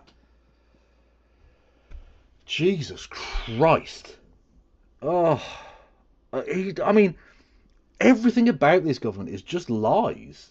They just lie about fucking everything. But don't worry. I knew I'd join the right political party because Polanski's got the right idea. Arrest him. He's called for Isaac Herzog to be arrested as the war criminal that he is. So again, join the Green Party. They're on the right side of history. Yeah, so yeah, that's what Britain's been getting up to. That's nice. But don't worry. Isaac Herzog coming to Britain. Well said, Zach. Was pushed forward several days in order to avoid the big protest that was planned for his supposed arrival next Tuesday, I think it was supposed to be, or next Monday, whenever it was. So it was pushed forward several days, so to avoid that protest. But don't worry, you can protest. Obviously, you can protest in Britain. Britain is not a fucking horrible authoritarian hellscape. No. So, you know, say for instance, if you were one of the nation's leading artists, say like Banksy, one of the most world-renowned artists from the UK, and you say did a picture like this one, this exact one, the one that he did on the walls of the Courts of Justice in central London, a piece of art created in order to show the authoritarian nature of the way in which the legal system is being used to curtail freedom of speech. It would be really fucking silly if the first thing the government did upon seeing this image was immediately hive off the area so that no one could see it anymore, and then try and paint over it in order to stop that freedom of speech. Oh, that's exactly what they did. That's literally what they did. But ironically, I think they've made it better. They didn't mean to. They meant to just cover it up. But now you can still tell what it is. But now it looks like there was an actual scene of terror taking place, and that a nuclear bomb went off, and that image has been fucking blasted into the side of the building forever, staining it with that moment of injustice, which is fucking mental. How hard is that? How hard an image does that go? That's fucking beautiful shit. Like, it's perfect. Not only is the authoritarian state showing itself to be authoritarian against an image that was showing them to be authoritarian, but they made it look fucking better. Because they're so shit. Oh, it's fucking beautiful, man. God almighty. We are beyond the thick of it levels of satire. We really are. Absolutely incredible shit. Now, so not only are they've bombed these two places, right? They've bombed Doha, and now they're bombing Yemen, and he's been welcomed in. But Keir Starmer decided to be even weirder about, well, everything it seems, by actively defending and coming to the defence of his current ambassador to the United States, Peter Mandelson. former member of the cabinet under Tony Blair, has to twice resign because of corruption, and was friends of noted pedophile and probably Israeli spy Jeffrey Epstein. When it's been outed, new revelations have come to light about the messages he sent to Jeffrey Epstein. That is all I will cover. Okay, that's all I want from Kev. And I've been going for 3 hours now. I think I might need to get a nice chill, safe space. Thank you, everyone. I'm starting to feel my Bahuti's starting to go a bit numb. Oh, Bahuti is Scottish for backside or arse. Bahuti is a little more polite, and it is rather fun to say. Bahuti. Let's see who I can read us out to.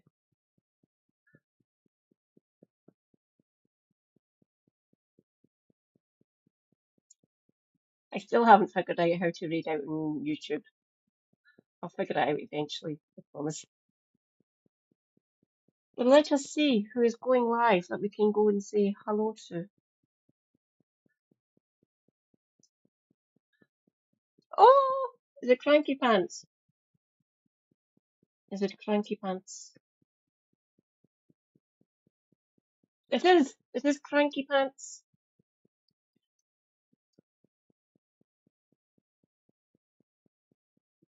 Oh, that's just a one.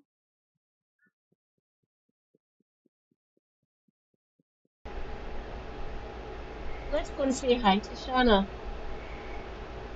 So, time for Alien Nation.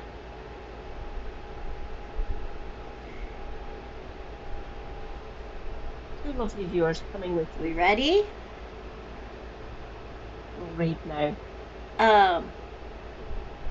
Stay hydrated. Self-care is good for you. So, El Bear. Stay based. And I'll catch you later. Hi, Mad Cat. Welcome in. Mad